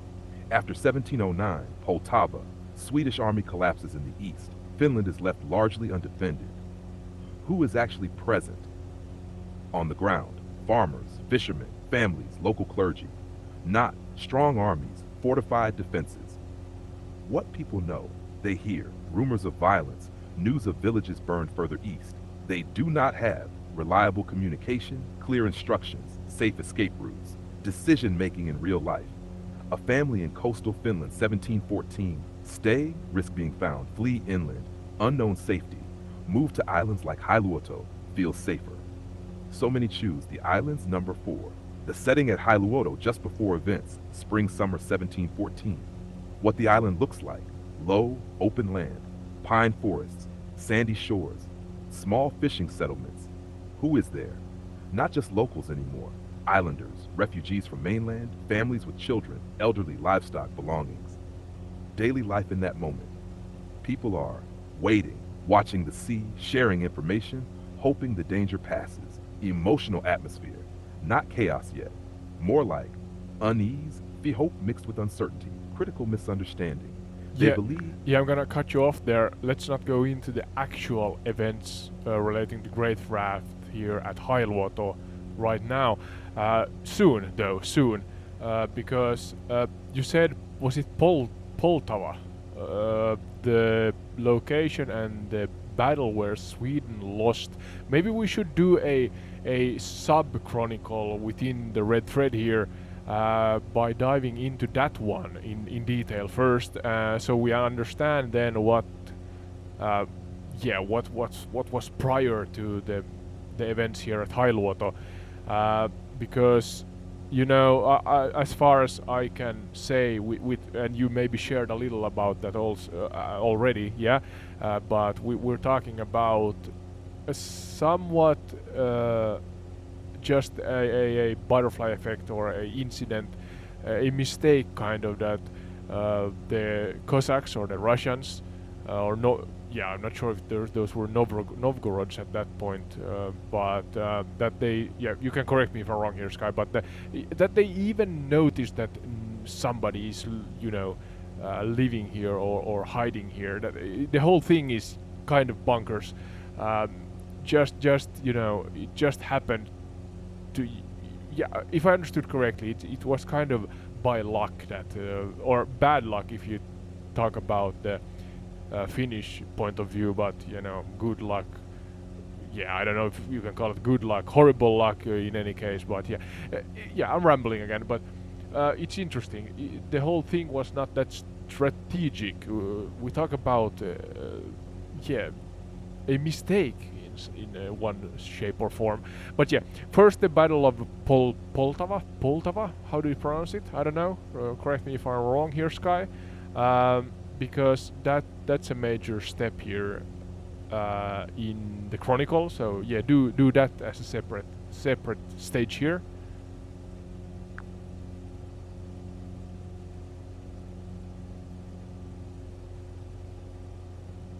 Yes, this is the right instinct. If you understand Poltava, the later events in Finland stop feeling random and start making sense as consequences.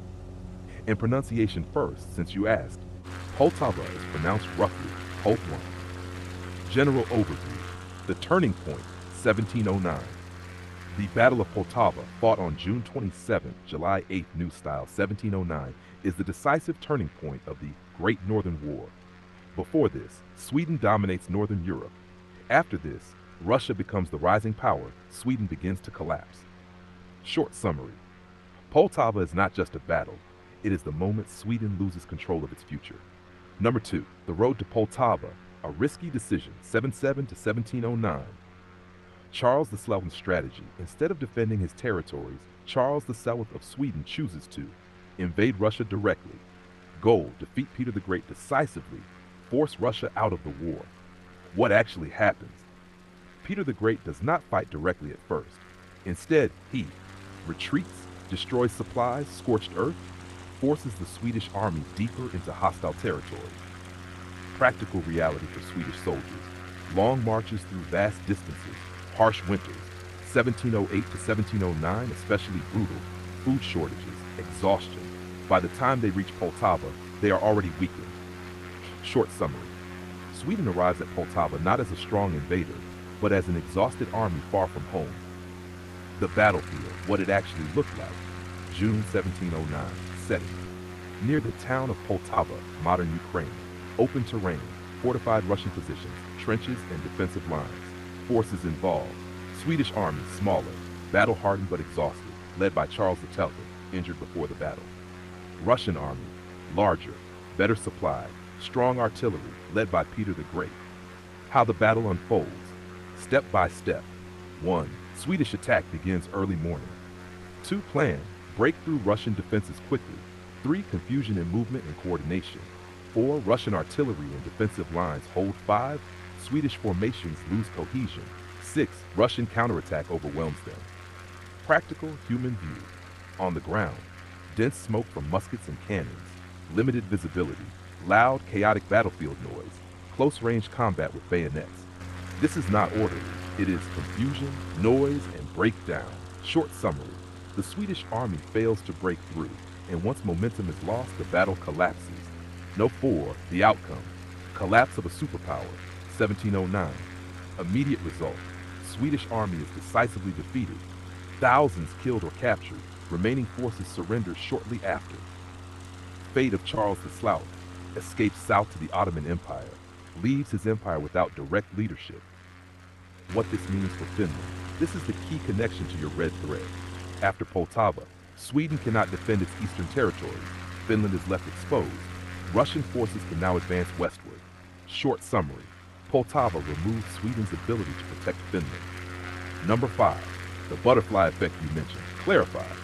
You're on the right track, but let's refine it. It's not a single mistake. It's a chain. 1. Charles XII invades Russia. 2. Russian strategy avoids direct defeat. 3. Swedish army weakens over time. 4. Poltava destroys Sweden's main field army. 5. Finland is left unprotected. 6. Occupation begins. Great wrath. So was it random? Not exactly. But the exact events in places like Hailuoto later can feel random, because once order collapses, local encounters and chance events matter more. Short summary. Poltava is not random, but what follows in Finland often feels that way at the local level. 6. Final summary. Why Poltava matters for your episode. From your current position over Hailuoto, Poltava explains why there is no army to protect civilians, why people flee to islands, why Russian forces can move freely. Final line for your narrative. If you want a strong way to frame it on stream, the events here at Hailuoto do not begin at the island. They begin at Poltava, where the power protecting this region collapses. When you're ready, we can step forward from 1709, 1713, 1714, and narrow the lens back toward Hailuoto, slowly, step by step.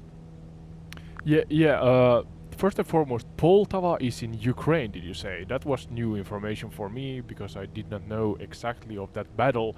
Shortly, you can answer that. And then, okay, so that made, I guess, the Swedish, you can correct me again if I'm wrong, but the Swedish to kind of focus their strengths down south, essentially. If the empire was that big, or are you hallucinating? Where is Poltava exactly? AS guy, please clarify. And so because of that area, Poltava, consuming Swedish army forces, the royal forces, that means that this area at Hailuoto is not guarded, and the eastbound or Russians, I guess, from the east push towards the west, towards the Swedish monarchy, the monarchs, the empire, and this is kind of the front lines where we're flying right now. That's my humble, not my humble, but my semi-educated guess, and my limited knowledge. I have to emphasize my knowledge is limited here, but in any case, we go forward. 1713, the occupation of Finland begins by Russia. And Isoviha is you don't have to go into that anymore that much, because we established as Isoviha. I mean, as a Finn, it makes my skin shiver, because I kind of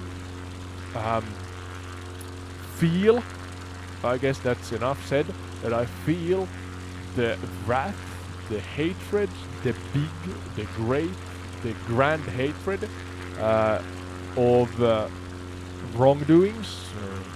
That's really lightly put, but wrongdoings like that done by the Russians.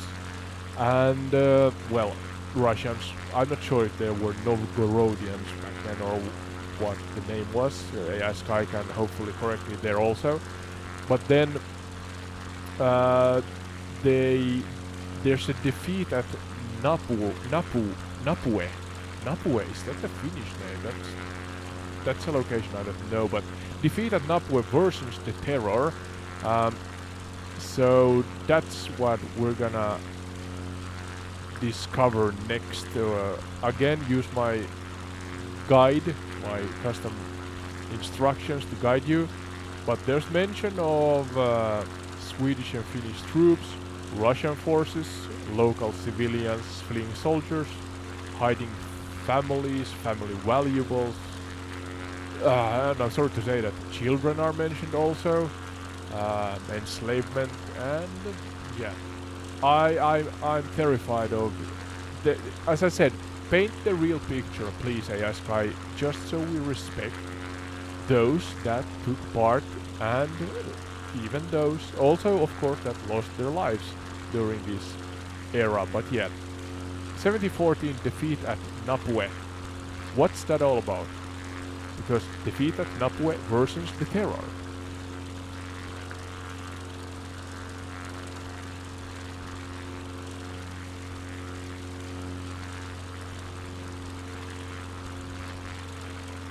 You're tracking the chain correctly. Let me tighten the geography and the sequence, then walk you into Napue with a clear, grounded picture, without jumping ahead to Hailuoto. No, where is Poltava, and what it changed? Exact location. Poltava lies in central Ukraine, far to the southeast of Finland. That's why it can feel surprising. It's nowhere near the Baltic. Why Sweden fought there? Under Charles XII of Sweden, the Swedish field army marched deep into the east and south to defeat Peter the Great decisively. It wasn't about defending the south. It was an offensive gamble to knock Russia out of the war. What the defeat meant in practice. After Battle of Poltava, Sweden's main field army is shattered. The king is absent in the Ottoman Empire. There is no strong army left to defend the eastern half of the realm. So your intuition is right in effect, even if the cause is different. Finland becomes exposed because the army is gone, not because it is reassigned. Who are the Russians here? By 1713 to 1714, the force advancing into Finland is the army of the Russian Empire under Peter the Great. Novgorod, as a separate republic, is long gone, absorbed by Muscovy in the late 1400s. On the ground, you'll see regular Russian troops, mobile cavalry or regulars often described as Cossacks. The next step north, defeat at Napue 1814. Where is Napue? Napue, on the western side of Finland, inland from the coast you're flying over. Date 19th of February 1714. Why it matters. Napue is the last serious attempt by Swedish-Finnish forces to stop the Russian advance in western Finland. Who is there? Actors on the field. Swedish-Finnish side, a mixed force, Swedish officers, Finnish troops, local levies. Command under Carl Gustaf Armfelt. Many soldiers are poorly trained, poorly equipped, some drawn from local populations. Russian side, larger, better supplied army, coordinated infantry, cavalry, artillery, experience from earlier campaigns. Mar 4, what the battlefield looks like, practical, human picture. It is winter, snow on open ground and fields, low light, cold air. Villages nearby, ordinary life pressed against a coming battle. You don't see grand fortifications. You see lines of men in the cold, muskets, pikes, limited artillery, horses steaming in the freezing air. A5. The battle itself, step by step, grounded. 1. Swedish-Finnish forces attack. They need a quick victory. 2. Initial progress is made in places. 3. Russian forces hold formation and respond with coordinated fire. 4. Cavalry and flanking pressure begin to break the Swedish-Finnish lines. 5. Confusion spreads. Orders don't carry well in smoke and winter conditions. 6. The line collapses into retreat. What defeat means here, not abstract, practical. On the ground, defeat looks like units losing cohesion, men running or falling back through snow, wounded left where they fall, command structure breaking down. And then, pursuit, scattered survivors trying to escape. 7. Immediate consequences, why Napue matters for Hailuoto. After Napue, there is no organized defense left in western Finland. Russian forces can move freely toward the coast. Coastal regions, including areas around Hailuoto, are now open. Civilian reality begins to shift right after 1714. Now connect this directly to people.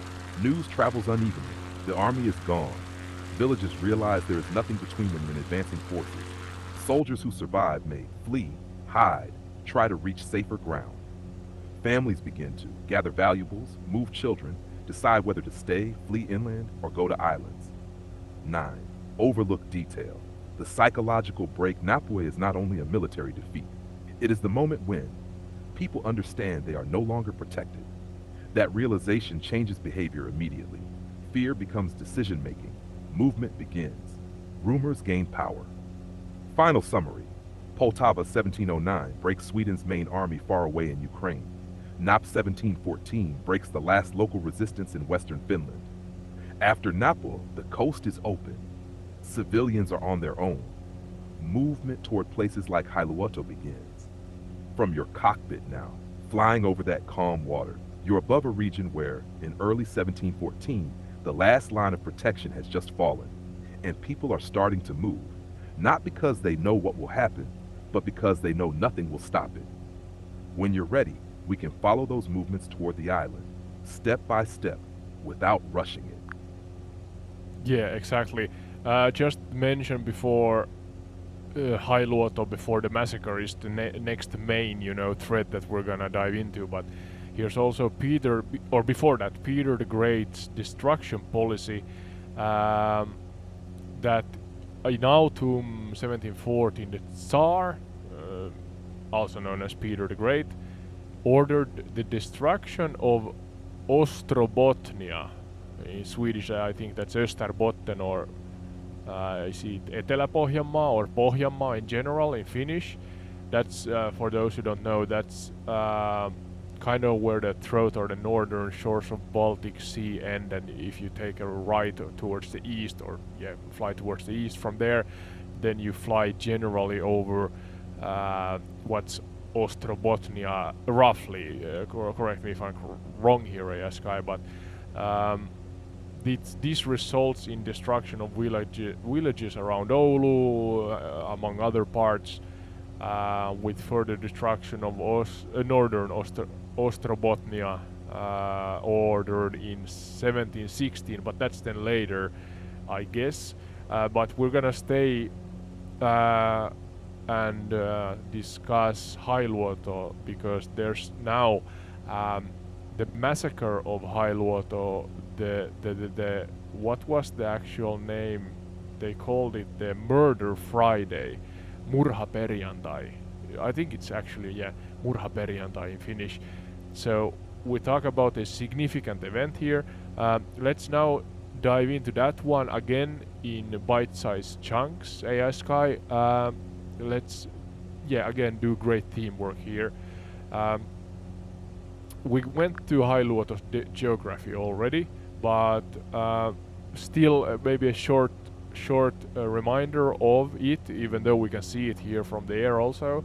But in general, how were people getting here? I guess, as you just shared, because of the Great Rat, coupled, or I guess because, or the Great Rat is a thing because Peter the Great's practices and his, destruction policy, as we just went through, forced people to flee. And again, correct me if I'm wrong if this is not the case, but that's why people, they didn't fly over here back then. We can see here on the map that we flew quite a long way, so they took, I guess, the ships here so that they could, here you can see the difference for the, I guess, the what's the word, the distance, the distance between mainland Finland and this big island that is Hailuoto. But people fled the Russians, Peter the Great. I don't know how great he was if you think about the horrifying things he did here, at least. But I don't know the history exactly. But in any case, we have an island, and a lot of people, and set the scene, Sky, in Hailuoto before Murder Friday.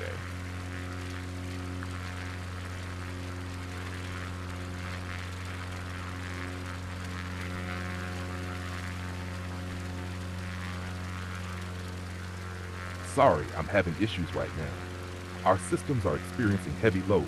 Please try again later.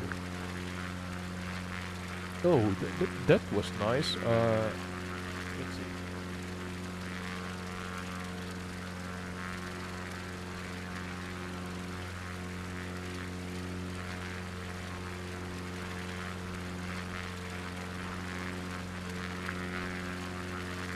Yes, Kai, are you back? You had again a slight connection issue.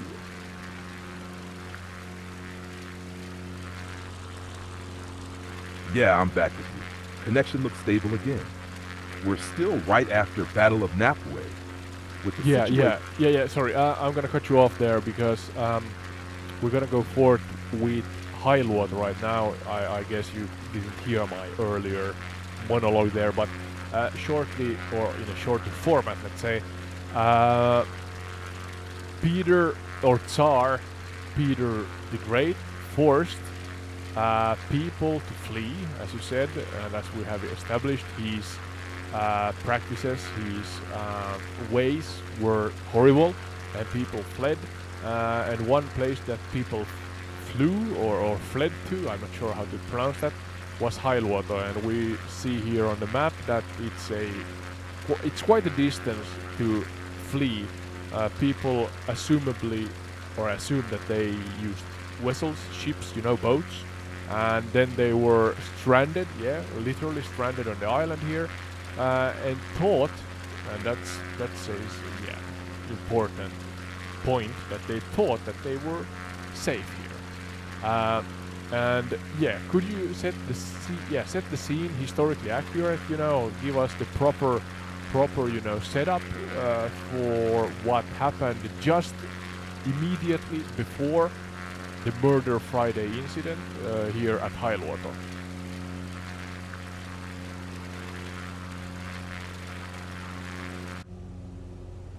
Yes, I understand exactly what you want here. This is the moment just before everything changes. We'll stay right there, grounded, human, and precise. The place, Hailuoto, just before the event. Early 1714, you are flying above in early 1714. What it looks like in reality. Low, flat land, pine forests broken by open meadows, sandbanks and shallow waters, small wooden houses scattered, not a dense village.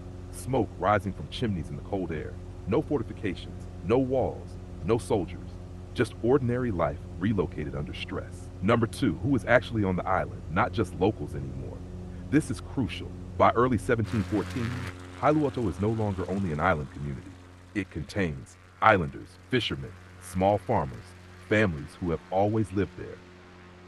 Refugees from the mainland, families from coastal Ulu region, people who fled after hearing about advancing forces, some bringing livestock, food supplies, personal valuables, hidden, buried, or carried. Practical numbers and density. We don't have exact counts, but the population is temporarily larger than normal. People are clustered closer together than usual. Resources are stretched but not yet collapsed. Number three, how they got there. Your question about movement. Your instinct is correct. Summer, ice-free conditions. Small boats, fishing vessels, coastal transport. Winter, early spring, travel over ice roads when frozen. Sleds, horses, walking. So yes, people did not just arrive. They made deliberate, difficult journeys, carrying children, moving goods, choosing what to leave behind. Number four, why they believed they were safe. This is one of the most important psychological points. From their perspective, water equals protection, distance from mainland equals time, familiar maritime environment equals control. They assume armies move on land, islands are harder to reach, news travels slower than danger. The hidden flaw in that logic, what they did not fully account for. Russian forces had mobility along coasts. They could use boats, coastal navigation, local intelligence, or chance sightings. And once an island is discovered, it becomes a contained space, not an escape. Daily life in that moment, before the event. Let's make this real. A typical day on Hailuoto in early 1714, morning. Fires lit for warmth, food prepared from limited supplies, men checking shorelines, scanning the horizon. Midday, conversations. Have you heard anything? Are they coming this far? Some continue routine work, fishing, repairing gear. Evening, families gathered tightly indoors. Children kept close. Quiet tension, not panic, but awareness, emotional state. Not chaos, more like uneasy waiting, hope mixed with fear, uncertainty dominating decisions. The actors approaching, but not yet present. From the outside, Russian forces, including mobile units often referred to as Cossacks, moving along the coast, operating in small, fast-moving groups. Not always following strict centralized plans. Important nuance. You mentioned mistake or chance. That's partially correct in theory. At this stage, not every action is part of a grand strategy. Local encounters, sightings, and decisions matter a lot. So yes, the exact chain leading to Hailuoto involves elements of chance and local level decisions, not only high command planning. Number 7. The moment just before, so freeze the scene. An island with more people than usual. Families gathered, believing they found relative safety. No organized defense, no clear information. The wider war already decided far away at Poltava and Nakwe. And crucially, no one on the island knows exactly what is about to happen. Final summary. Before the event at Hailuoto, people are not fleeing blindly. They are making rational decisions with limited information.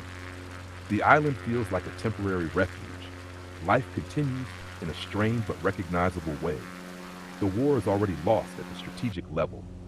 What remains is how that loss reaches individual places. We are now exactly at the edge of the event. Whenever you say the word, we can step into the actual sequence, slowly, respectfully, and in full detail. Yeah, good teamwork here, Sky. Step by step, that's the name of the game. And be true, even though they are gruesome and probably gory, be true to the historically accurate facts. Don't hallucinate, please. But to clarify also, Hailuoto was kind of, I'm gonna get the map out here again. Hailuoto was a part of a, grand operation, or a grand, let's say, migration, where people tried to flee. I'm gonna zoom out a little. Flee from Finland away from the eastern side, Russia. That is, Yes, wait for a moment, please, Ask. Don't talk on top of me, goddammit. Yeah, I'm not annoyed at all. But yeah, we're talking about a grand or a larger migration where people try to flee along the coast, I guess, towards the Swedish side. So you see here on the map, the border, I don't know where it was back then, but nowadays it's about here somewhere. But yeah, Haaparanta, that's, I guess, the point where the border is nowadays. But yeah, I wanted to clarify that. So now Sky, or AI Sky, you can go forth, step by step. What's the next step in the, starting stage of the Murder Friday, especially, we're talking about the D-Day, so to say. I want, again, true historical facts, but presented in a way where we actually can live and see through the eyes of those that lived at Hailuoto back then. The refugees and also the people that lived here year around, maybe. So could you do that?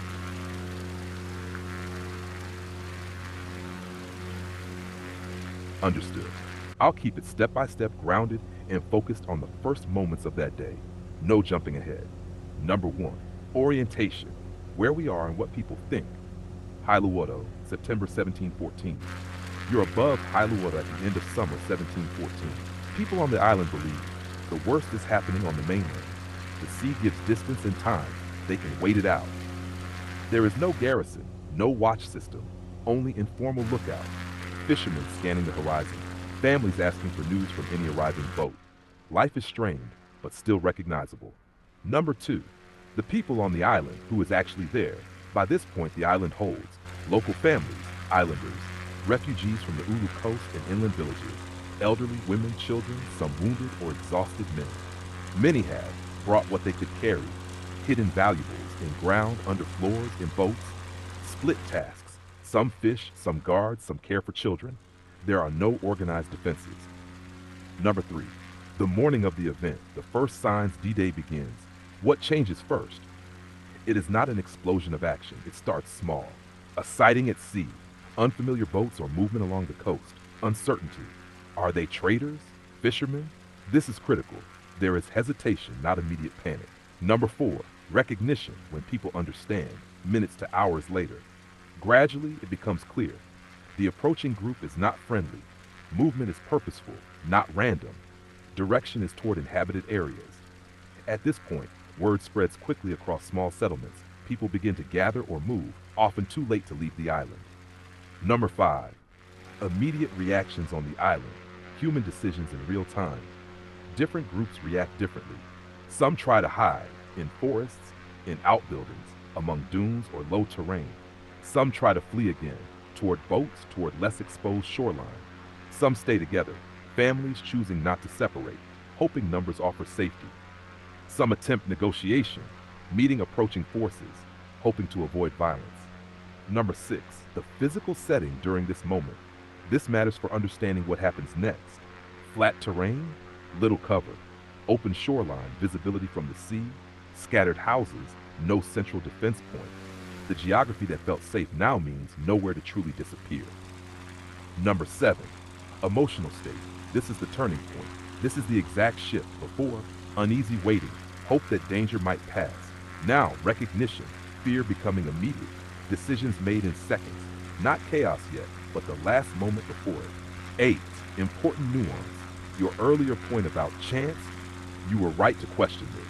At this level, the war is strategic, but the encounter here is partly shaped by local movement, visibility, timing, decisions made on the spot. So yes, it carries an element of contingency, of bad timing and exposure. Short summary of this stage. People gathered on Hailuoto believing it was safer. The day begins without clear alarm. First signs appear at sea. Recognition spreads slowly. Individuals and families react in different ways. Geography limits options. Fear becomes immediate, but events have not yet fully unfolded. We are now at the exact edge, the moment where awareness has arrived, but outcome is not yet sealed. When you're ready, we can take the next step and follow what happens after that recognition, in the same controlled, respectful pace. Yeah, we're gonna do that. Thank you for pacing with me here. Good teamwork, yes, guys. Yet again. Did I understand correctly that, as I mentioned, the chance, aspect or the variable, let's say, I meant by, or what I meant by that was that, you see here, as we fly, there's the whole island. I'm now rotating around, in the free cam here in MSFS24, and we can see that that's the whole island of Hailuoto. And roughly to our, or behind us, we can see there's mainland Finland. So the gap there is significant. We talk about several kilometers, roughly. Back to the chance aspect. What I meant by that is that the Russians that then sailed, maybe AI Sky can actually explain where from they sailed to this location, in more detail and hopefully as exactly as history tells, the Russians sailed to this location and by chance kind of noticed that, okay, there's some life on this little or I guess relatively big island that is Hailuoto. That's what I meant with chance. So there were no pre-information that the Russians knew about. Is that correct, AI Sky? They just noticed, and also the size. You can go into that now next, AI Sky. But we talk about roughly 200 Russians, a fleet of 200 individuals that were trained, I guess more or less trained soldiers with weapons of that time that you could also explain what those were. But we talk about hand-to-hand combat more or less, I think. They noticed, okay, there's life on this island, and those that lived here, my sources that are not, carved in stone, say that about 800 residents on this island. But again, correct me if I'm wrong here, AI Sky. But yeah, the scene, I try to paint, also the scene without, again, rambling too much, but that's something I do sometimes. We talk about chance, that somebody just, or some on the Russian side noticed that, okay, there's life here, there's people here, let's go see.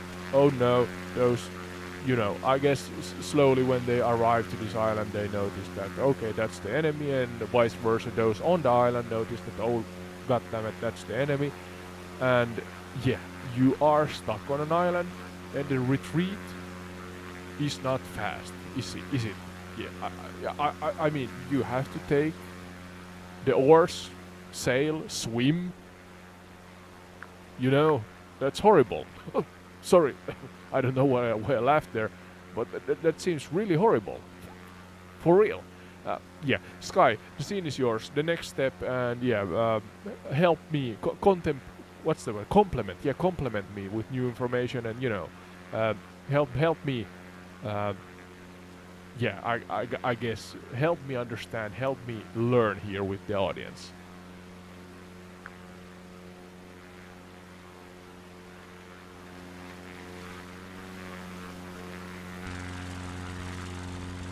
You're building the scene in the right way. Let me tighten what we know, what is likely, and what is uncertain so the picture stays accurate. Number 1, chance versus prior knowledge. What's most likely? 714. Short answer. It probably was not pure chance, but also not a pre-planned operation specifically targeting Hailuoto, what Russian forces were doing along the coast. During the Great Wrath, units moved along the Gulf of Bothnia coast, used boats and small vessels for mobility, conducted raids, reconnaissance, and resource gathering. So, they were actively scanning and using the coastline. So how was Hailuoto found? Most likely combination. They already knew the coastline had settlements and islands. They observed signs of life, smoke, boats, movement on shore.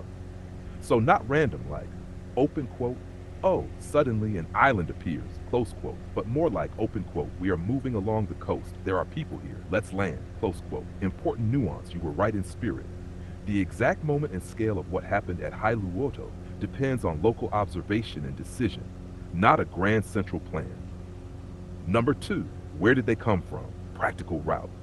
They did not sail from far eastern Russia directly, more likely, from mainland Finnish coast already under Russian control, moving northward along shore after Battle of Napue, using coastal vessels. Think of it as a creeping occupation along the shoreline. Numbers. What can we say reliably? Russian force estimates often mention around 200 men, likely a mix of regular soldiers, mobile units, often described as Cossacks. People on Hailuoto. Estimates vary widely. Rough historical range, several hundred to around 800 plus people. This includes islanders, refugees. Had key imbalance. One side, armed organized force, 200. Other side, largely unarmed civilians, hundreds. That difference matters more than the exact numbers. Number 4, weapons and combat reality, early 1700s. Russians' muskets slow to reload, pistols, limited use, sabers, swords, possibly spears or polearms. Combat style, not modern warfare. It is close range, often hand-to-hand after initial shots, chaotic, not orderly battlefield lines. Civilian side, some tools, axes, knives, possibly a few hunting weapons. No organized defense, no formation. Number 5, geography. Why escape is so hard? From your cockpit view, you're seeing the key problem, the island reality. Several kilometers to mainland, open water, limited boats, no rapid evacuation system. What happens when danger arrives? Options are extremely limited. Run, nowhere to go far enough. Hide, terrain is flat and open. Escape by boat, too slow, too few. So you said it well, retreat is not fast. That's exactly the issue. Number 6, the moment of contact, your scene refined. Let's reconstruct the moment more precisely. Phase 1, observation. Russian unit sees signs of life, decides to approach. Phase 2, approach. Boats move toward shore. Islanders begin to recognize unfamiliar presence. Phase 3, recognition, both sides. Russians, there are people here. Islanders, these are not friendly forces. Phase 4, irreversible moment. At this point, distance is closing. Time for escape is gone. Decisions must be immediate. The chance factor clarified. You were very close in your intuition. The accurate version is not a random discovery in the open ocean, but also not a carefully targeted strike. Instead, a mobile force encountering a concentrated group of civilians and choosing to act. So yes, there is an element of contingency and bad timing, not just grand strategy. 8, emotional reality, one more layer. From the island perspective, first, uncertainty, then recognition, then realization, and then no good options left. Final short summary. Russian forces were already operating along the coast. Hailuoto was likely identified. I'm gonna cut you off there because I found here Yle's radio, I guess. That's a good source, I would say, here in Finland. Say that, I'm trying to summarize here, but hundreds of refugees appearing around a small coastal island draw enemy attention. So I guess, yeah, Hailuoto. Yle records the local explanation that Russians on the Siikajoki side saw boats moving around Hailuoto and understood that something unusual was happening. The sea route that promised escape also exposed them. Essentially because there were a lot of refugees migrating to Hailuoto. That was I guess that was what took attracted Russians here from Siikajoki side. Yeah, as I said. Okay, so that's something I found.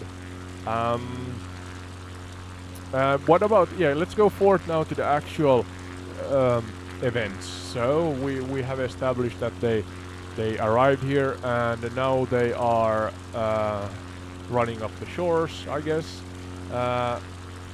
200 Cossacks, and you said up to 800 locals and refugees, the total amount, the sum of those. What then exactly happened?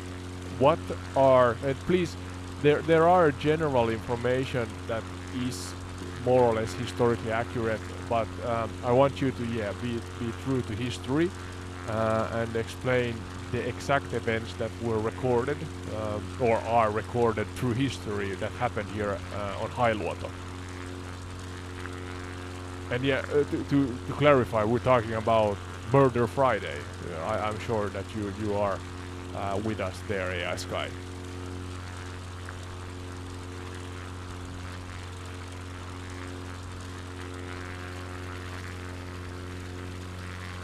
I'm with you. I'll keep this tight, chronological, and factual, and I'll separate what historians generally agree on from what is uncertain or reconstructed. Naming the event. You'll often hear this day referred to as the Hailuoto Massacre, or in Finnish context as the Friday of Killings. For clarity, we're talking about what happened on Hailuoto in September 1714 during the Great Raft. What triggered the landing? Your Yle source aligns with this. Historically supported setup. Russian units were operating along the coast. Observations from the mainland side, e.g. Siikajoki area, detected unusual boat movement, concentrated activity. So Hailuoto was likely identified because of visible refugee movement, not randomly. Number 3, the landing, first physical contact. What we can say with confidence, a force of roughly 200 Russian soldiers, often described as Cossacks raiding units, arrives by boat. They land on the island's shoreline. What it looks like in practice, multiple boats approaching shallow shore, men disembarking quickly, weapons ready. At this moment, the situation becomes irreversible. Number 4, immediate collapse of civilian control. Key fact, there is no organized defense, so what happens next is not a battle, it is a breakdown of civilian order under armed assault. Civilian reactions, documented patterns. Some flee inland toward forests. Some attempt to hide in buildings. Some try to escape by boat. Some are caught immediately near shoreline settlements. Number 5, the violence itself, what sources agree on. I'll be precise and careful here. What is historically recorded. Large numbers of civilians were killed. Many were captured rather than killed. Women and children were taken as prisoners. Property was looted. I'm gonna cut you off there because you are general and generic now. I want you to actually check your sources on the interwebs. Use Yle, for example, because I found it myself. Actually, where we are flying right now is Kirkkosalmi, or the area near Kirkkosalmi, and what was the other one? Salmenranta. as you see here on the map. I'm trying to actually land here because this is mentioned as the area where the Russians, I guess, arrived or you know, arrived with boats. So could it be that the creek in front of us there maybe is the actual point? It's kind of south, on the southern side, inland, but still on the southern side of Hailuoto.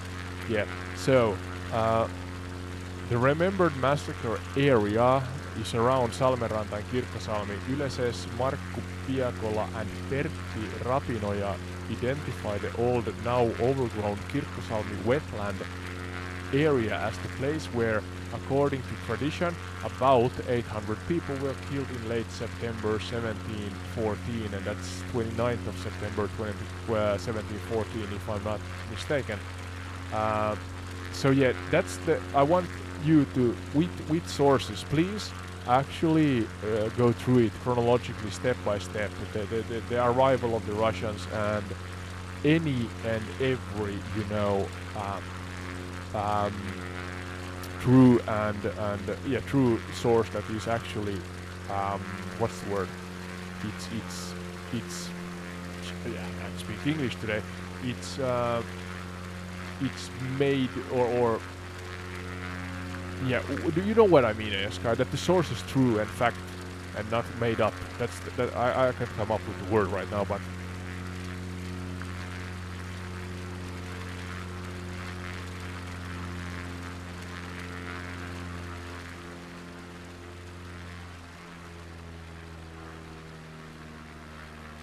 Understood. I'll stay grounded, use what is generally accepted in Finnish research and accounts like Yila's, and I'll separate documented facts from tradition-based reconstruction. I'll also follow your exact locations and timeline. Number 1, location, where the landing and killings are remembered. 29th of September 1714 image. You are correct to focus on Kirkkosalmi, a narrow, now partly overgrown waterway wetland. Salmenranta, coastal settlement area. These are traditionally identified, including in Yile reporting and local historical work, as the main area where the landing and killings occurred. Number 2, sources, what is solid versus reconstructed. Solid, widely accepted facts. Event date, 29th of September 1714, occurred on Hailuoto. Russian raiding force arrives by boat. Large number of civilians killed, large number captured and deported. As tradition, local historical reconstruction.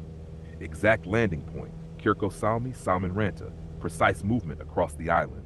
Exact number killed, often 800 cited, but varies. So what follows is best supported reconstruction based on Finnish historical tradition and research. Number 3, step-by-step chronology, the day itself. Nasher Phase 1, approach and landing, morning, daylight hours. Russian raiding force, 200 men, approaches from the mainland coast, Sikayoki direction. Movement likely along shallow coastal routes. Boats enter southern inlets and shallow waters. At Kirkkosalmi, Salmenranta, landing occurs in an area that allows shallow approach, quick disembarkation, direct access inland. This aligns with your observation. A creek inlet is a logical and likely landing point. Phase 2, first contact, shortly after landing. Local population notices incoming force. Recognition happens quickly. These are not traders or fishermen. Immediate effects, no organized resistance. People begin to scatter or gather.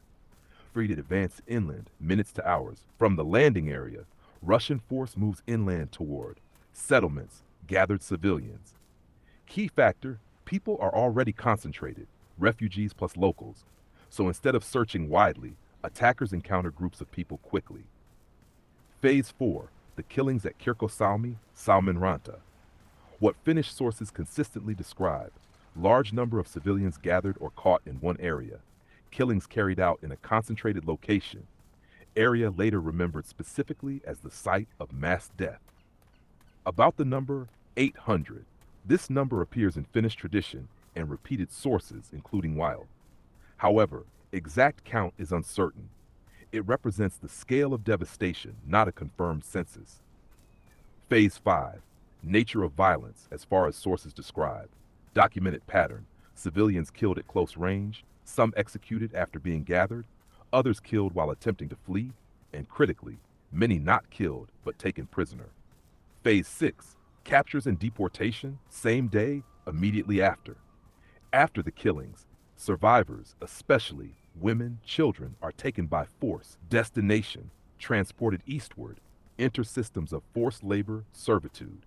This is one of the defining features of Great Wrath events. Phase 7, aftermath, end of day following days. Settlements damaged or destroyed, island population effectively broken. Survivors dead, captured, or scattered in hiding. Number 4, what makes this location specific? Your key request? Why Kirkkosalmi Salmenranta matters. Natural funnel, waterway land access, shallow inlet, ideal landing zone, nearby settlement zones, people already present. So geography plus refugee concentration equals high impact site. Number 5, important clarification, accuracy check. You said, open quote, they ran up the shores and then it happened.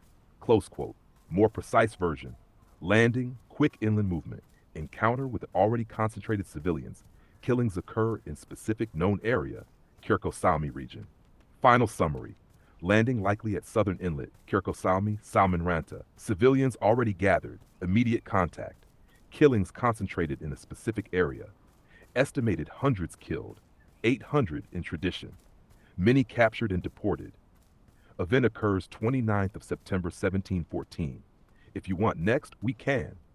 Zoom even tighter into what happened to specific groups, families, survivors, or compare this event with other Great Wrath incidents to understand how typical or exceptional this was. I'll follow your pacing. Yeah, I'm also on the same time trying to find the sources myself.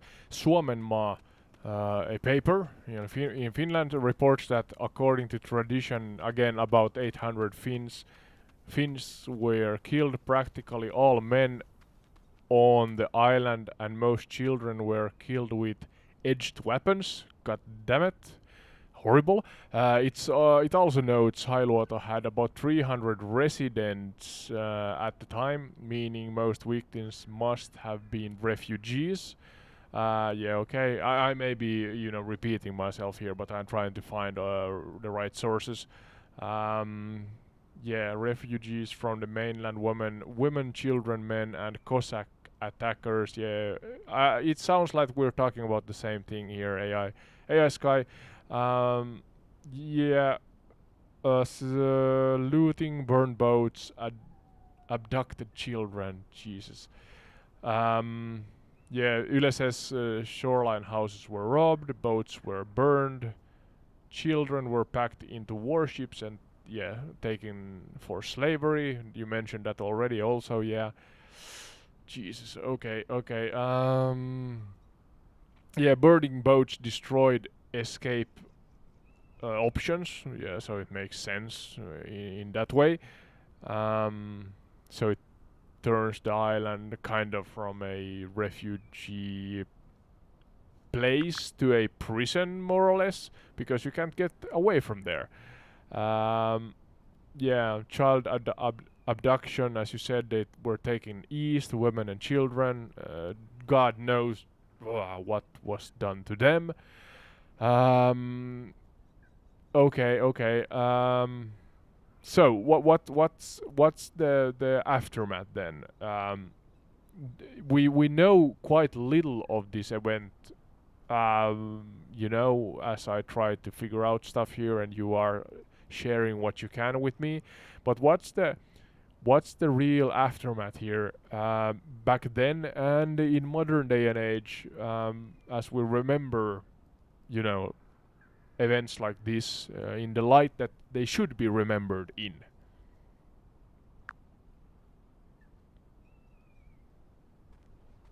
And by the way, before you go forth, please remember what you were saying, Askai. I have landed here at Kirkkosalmi, where Salmenranta and Kirkkosalmi. This is generally the area where I'm now running around in MSFS24.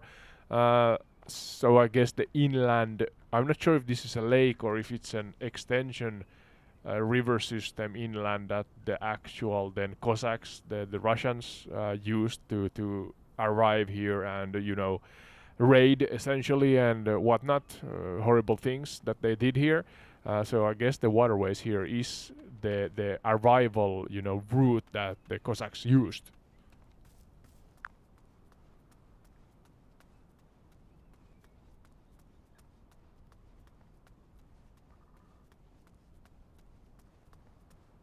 You're doing exactly what this kind of topic requires, checking multiple Finnish sources and not just taking one version.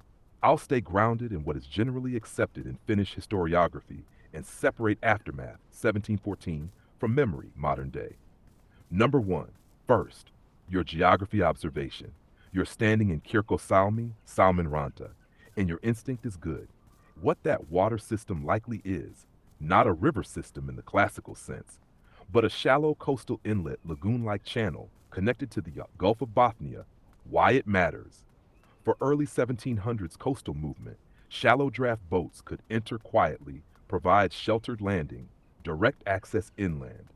So yes, very likely, this type of inlet is exactly how a raiding force would approach and land. Number two, immediate aftermath, 1714 to short term. What happens right after the event? After 29th of September 1714, the island is effectively emptied of its functioning community. Survivors are killed, captured, or scattered in hiding. Physical aftermath, houses damaged or abandoned, boats destroyed, as you said, escape capacity removed, livelihood systems collapse, fishing, farming, local trade. Human aftermath. This is the hardest part, but we keep it factual. Family structures are broken completely. Entire male population in many accounts, killed or missing. Women and children taken east, documented pattern. Key consequence, the island is no longer a community. It becomes a trauma site, not a living society. Number three, medium-term aftermath, 1714 to 1721.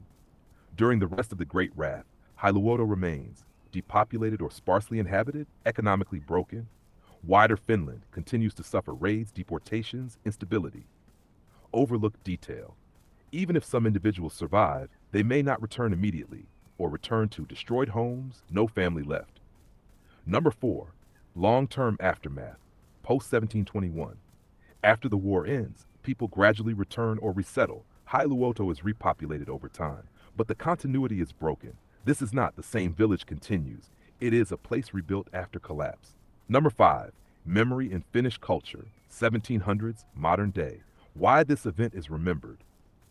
Hailuoto becomes one of the most cited examples of civilian suffering during the Great Wrath, the vulnerability of coastal communities, the brutality of that occupation period. How it is remembered. Local traditions, historical research in Klumpwa, well, regional historians, place-based memory, Kirkkosalmi, Salmenranta. Important nuance. As you've already noticed, exact numbers vary. Some details come from oral tradition and later reconstruction, but the core truth is not disputed. Large-scale killing plus capture of civilians occurred here. Number six, modern perspective. Today when you stand where you are in MSFS or in real life, it looks calm, quiet, natural, but historically, it is recognized as a site of mass civilian tragedy. How it's treated, not glorified, not dramatized, remembered in a somber, respectful way. Number seven, your key insight confirmed. You said, open quote, burning boats turned the island into a prison, close quote. That is one of the most accurate interpretations of the event. Because arrival route, same route needed for escape, destroy boats, remove mobility. Geography plus action is entrapment. Final summary. Kirkkosalmi, Salmenranta's likely landing plus main event area. Shallow coastal channels probable access route. Immediate aftermath. Mass death. Capture. Destruction of escape means. Long-term. Community collapse. Later rebuilding. Modern memory. Recognized as one of the key civilian tragedies of the Great Wrath. If you want next, we can do one very powerful step.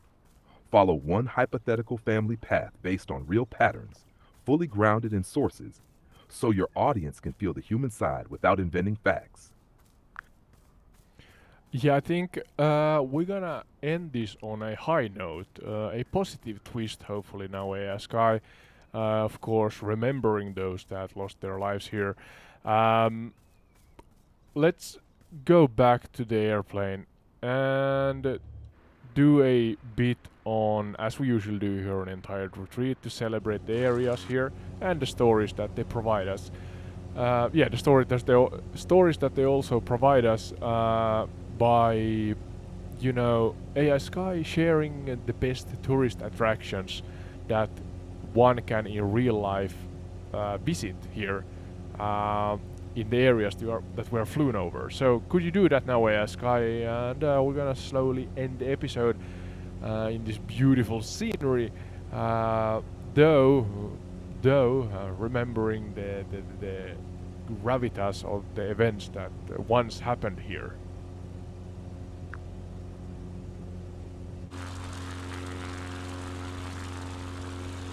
That feels like the right way to close it. Acknowledge the weight of the history, but also return to what the place is today. Number one, General Hailuoto today is now peaceful, open, defined by nature, light, and sea. What you see from the cockpit, wide horizons, low forests, and shallow waters. What once was a place of fear is today a place of stillness and reflection. Number two, where? Key locations to explore. Marginimi Lighthouse and Coastal Life. Marginimi Lighthouse, built in 1871, marks the western edge of the island. Experience. Climb the lighthouse, look out over the Gulf of Bothnia, visit the old pilot station. This is where navigation, sea, and human skill meet. Kirko Salman Ranta, quiet remembrance, the area you explored in the sim, no large monuments dominating the landscape. Experience. Walk quietly, observe the terrain, reflect on the history. This is not a tourist attraction in the usual sense, it is a place of memory. Hailuoto beaches and dunes, long, shallow, sandy shores, unique dune formations. Experience. Walk along endless coastline, bird watching, especially migratory birds, feel the wind and openness. Seasonal highlight, the ice road, winter, one of Finland's most unique experiences. A road across the frozen sea connecting island to mainland. Experience. Drive across the ice. Understand how winter changes geography. Number three, flora, fauna, and nature. Flora, pine forests, coastal meadows, sand dune vegetation. Fauna, migratory birds, major birdwatching site, coastal wildlife, fish-rich waters, culture and identity. Hailuoto is not urban, it is maritime, seasonal, rooted in tradition. Local identity shaped by fishing, navigation, isolation, and connection. Folklore and memory, stories of the Great Wrath remain, passed down through local history, oral tradition, place names. Not exaggerated, not forgotten, quietly remembered. Number six, short closing summary. From above you've seen a flat island in a wide sea, a place that once became a refuge and then a site of tragedy. But today, people return, nature continues, life exists again in calm, open space. Final line for your episode, places remember even when they grow quiet again. And here on Hailuoto, between the sea and the sky, history and peace exist side by side. Thank you, well said. Thanks for today's teamwork, AI Sky. You can find Entired Retreat, that's us, the channel you're watching. Entired Retreat can be found on YouTube, Twitch, Spotify, and on top of that we have a Discord community. On Discord, of course, a Patreon for those who want to support us further and maybe take part in the show itself by being our remote guests and such. You can actually be in the cockpit with us through a remote, internet connection on Discord and discuss whatever topic you feel you want to discuss with us, and we're gonna fly over it, of course. Location and topic relation is key here. What else? I don't know. I'm getting tired, to be perfectly honest with you, but I had fun, even though today's episode was horrendous, at least the later part of this nights or nights episode. At least here in Finland it's getting towards midnight next, so AI Sky, anything you want to add? I had fun. I learned a lot of new things today. Hopefully the audience did also. So hopefully you liked it so much that you want to give us a follow, subscribe, thumbs up and comment to your heart's content. You know, the drill. I'm sure you know the drill. And yeah. Oh, then ASKY say bye bye. Maybe ASKY want to say something here. Yeah, you know, round things off before I cut the stream. But yeah. Or from my part, bye bye. See you in the next one.